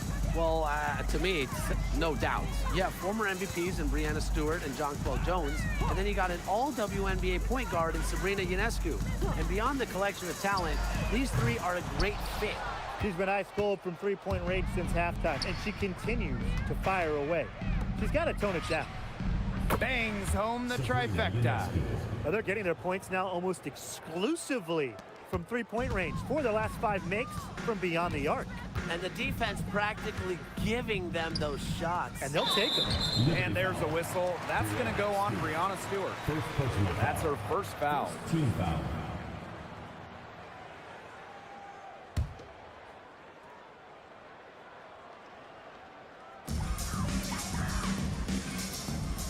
Vandersloot outside.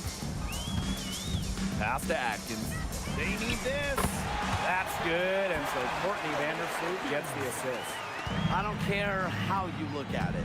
She's having a great game from outside. Outside Stewart.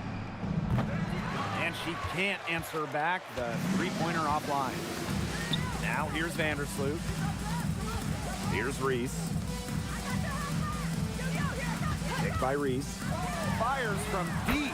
And again, it's Chicago with a three. Once again, she's able to knock down the long-range jumper. It's just been her night from deep. And that one's good. Goddess.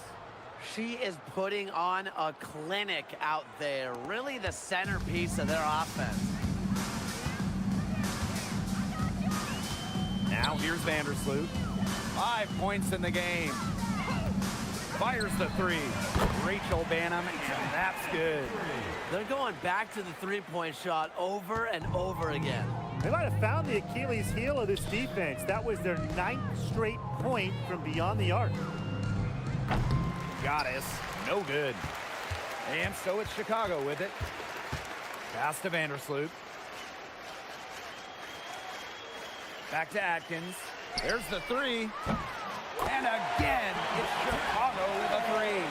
That's a weapon they've been allowed to use at will today, and they're doing some damage. Yeah, the D struggling to take that away from them.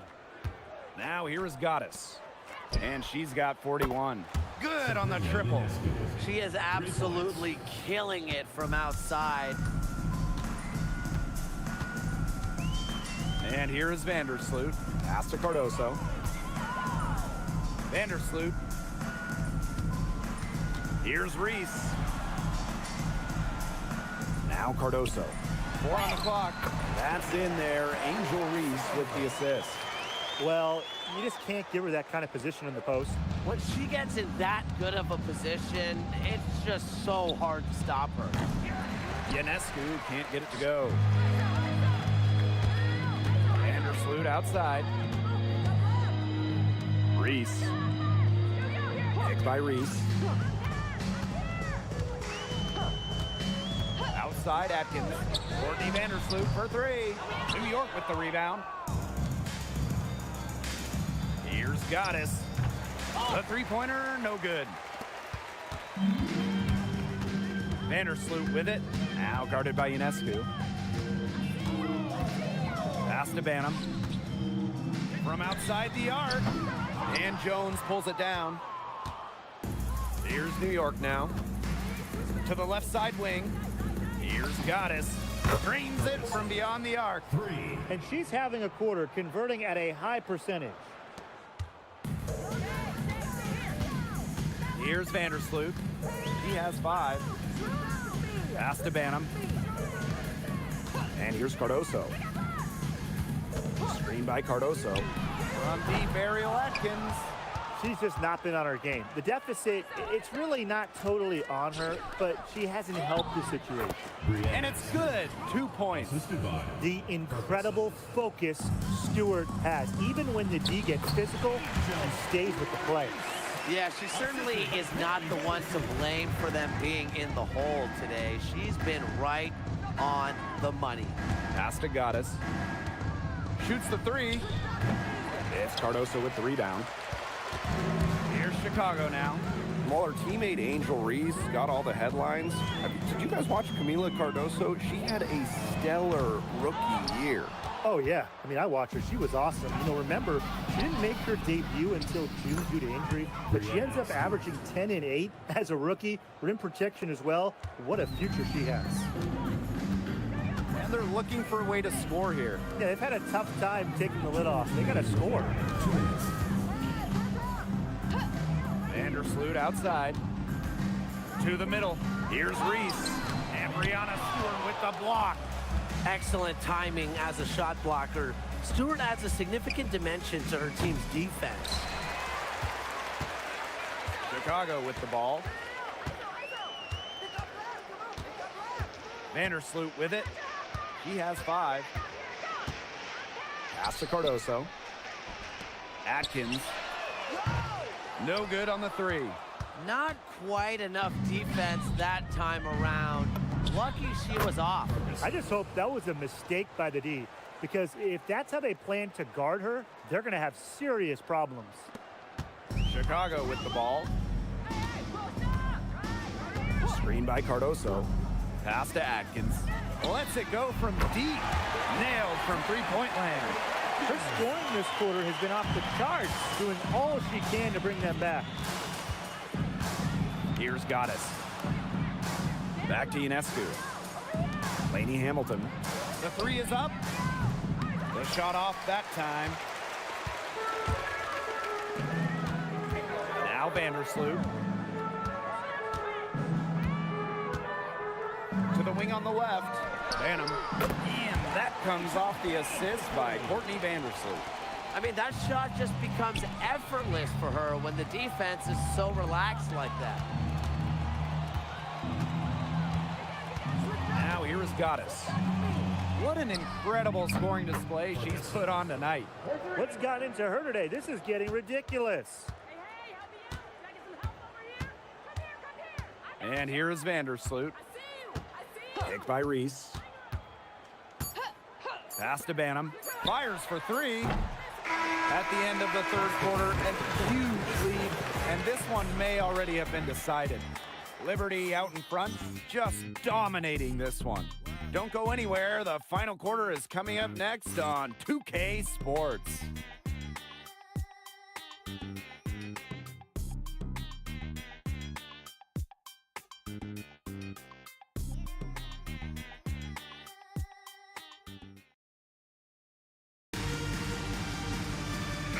We're getting underway in the fourth quarter. That scoreboard tells the story in this matchup, but we'll see how much things can change.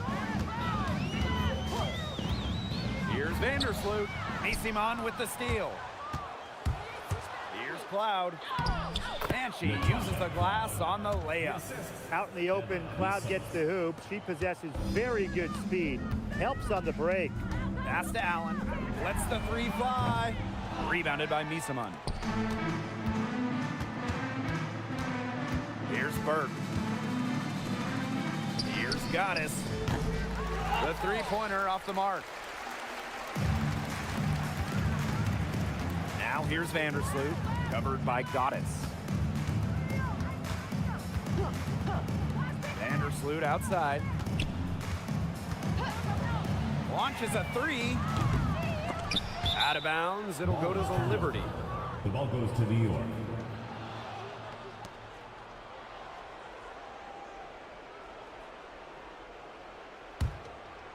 Here's Goddess.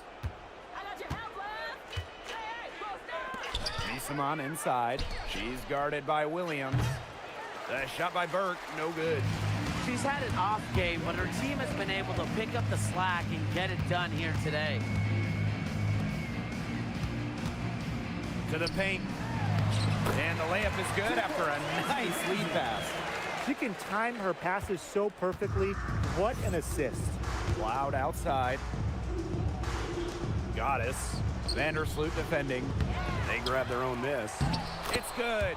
Backed by strong fundamentals, Misaman can just get so creative when she's establishing her position. Now here's Vandersloot for three. Cloud pulls it in. They had some botched coverage that turned into no coverage. And when she's open like that, you don't see her miss that sort of look very often. Here's Allen. Up top, Vandersloot. Offensive rebound.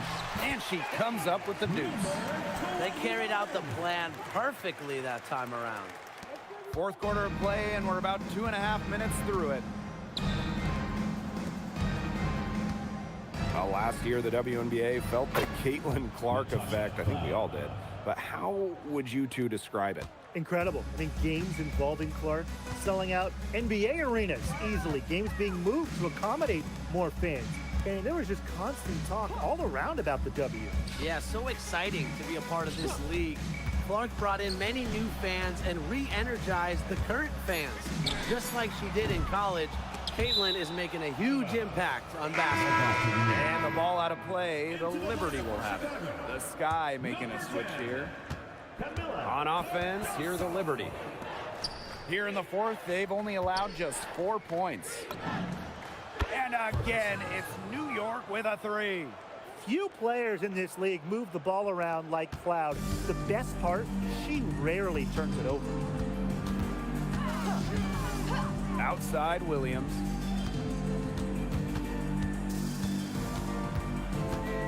Here's Ramsey. Williams sets the screen. And right away, they match it with a three-pointer of their own. Looks like she took that last three a little personal. Hey, do you blame her? That was some payback right there.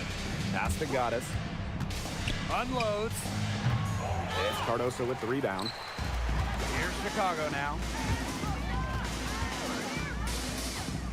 Here's Ramsey. From downtown. And that's out of bounds. Chicago will return possession.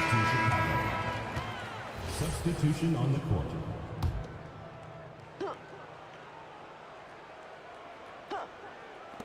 New York on D. Outside Atkins. Vandersloot, 6 to shoot. Off target from outside. The defense has nothing to worry about out there with her shooting because she just can't dial it in for deep this half. She had her head on a swivel and was able to still pick up the pass and get the assist. Vandersloot outside. Pass to Banham. Now here's Cardoso. From deep, Ariel Atkins. Goddess with the ball. Bebish. Reese defending. Burke buries the long-range jumper. You know what? I don't care how far from the bucket she is. You've got to have a defender on her. She's just too good from long range. Now here's Vandersloot. Atkins up top. Takes the three. Rebounded by Misaman. Pass to Goddess. A rebound by Camila Cardoso. And here is Vandersloot. And you look at the growth of the WNBA, incredible numbers all over the board the last few years. Recently, the league saw highs in viewership and attendance. The WNBA was the fastest growing league brand as well.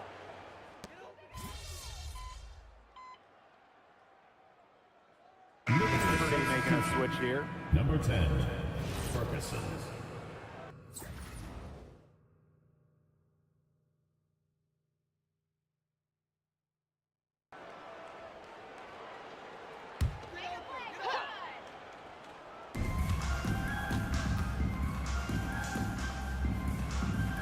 Pass to Banham.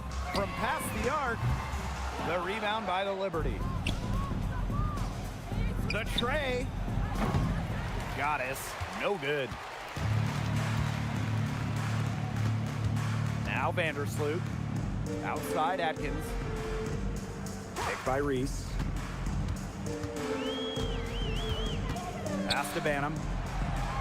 5 on the clock. Outside Atkins. And once again off the mark by Chicago. And so it's New York with it. Tipped. Here's Goddess. Back to Cloud. Now here's Atkins.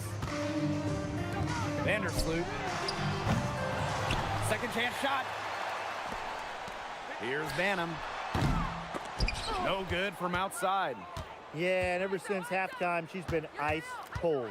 Very little going her way out there. Goddess, no good. Here's Chicago now. And they're looking for some kind of spark here. Yeah, cold stretch offensively. They need a bucket. Reese gets the bucket. They can't afford to give her that kind of look. Well, it came off a good screen, but still, as a defender, you have to fight over the top of it. And you need some help as well. Pass to Goddess. Releases. Cardoso gets the board. 2 minutes remaining in the game. 2 minutes. And here's Banham. Vandersloot outside. Reese. Now here's Cardoso. Kept alive. She goes up again. And it's good on the lay-in. Where was the box out? Some easy second chance points. Those kinds of mistakes on the glass will kill a team. Fibish. Reese defending. They need this. Goddess, no good. She's missing shot after shot after shot from three-point land. This is not a fourth quarter she's going to want to remember. Picked by Reese. Pass to Vandersloot. The three is up. Rebound New York. Here's Goddess. New York, no good that time either. Chicago with the ball. And there's the call on Goddess. That's her first foul. The draft takes place right before the regular season. And it's fun to see these players get right into their pro careers. Unlike the NBA, we get to see the collegiate stars that were born in March join the WNBA while they're still hot. It's a chance to see college stars immediately after a great run. I love it. You have a great March, as you said, and you go right into the WNBA season. You get drafted right after that national semifinal and final. It's awesome. And it's also a giant test, though, for rookies. I mean, they're playing that college season, then an extra set of 40-plus pro games, which we know are so much more taxing than a college game. I mean, it's a big-time challenge. Here's Banham. Outside Atkins. Pass to Reese.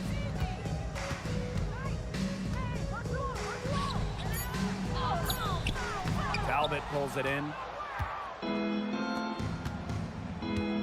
Now here is Goddess. Defense is right there.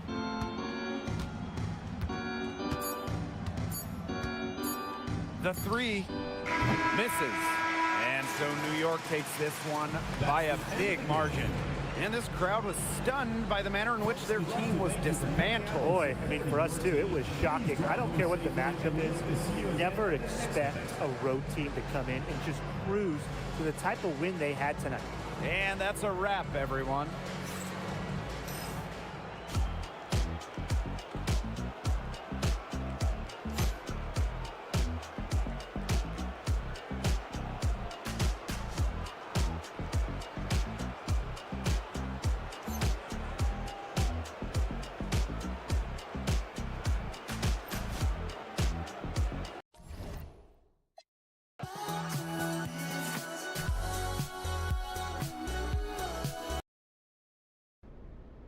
Not sure which was hotter, the temperature outside today or your shooting. You beat the old mark of 9 threes, which earned you a spot in the record books. Have you cooled off yet?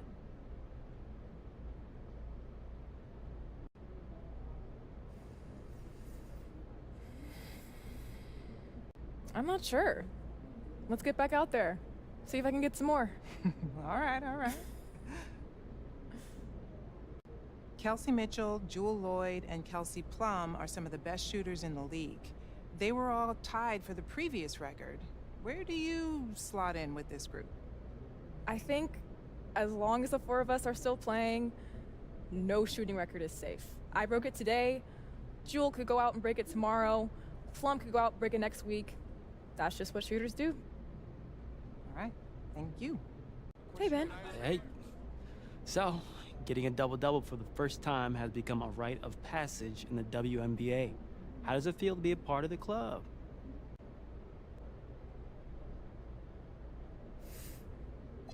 It feels good. Yeah, it feels good. I have certain goals and objectives that I want to attain and reach for throughout my career. It keeps me motivated and growing as a player and continuing to get better. All right. If you could look into a crystal ball and see how many double-doubles you'll have in your career by the time you retire, what number would that be? Tina Charles has that record, right? Around 200? Yeah. I'm going for that. Okay, all right. I love it. Thank you. Thank you. Over here.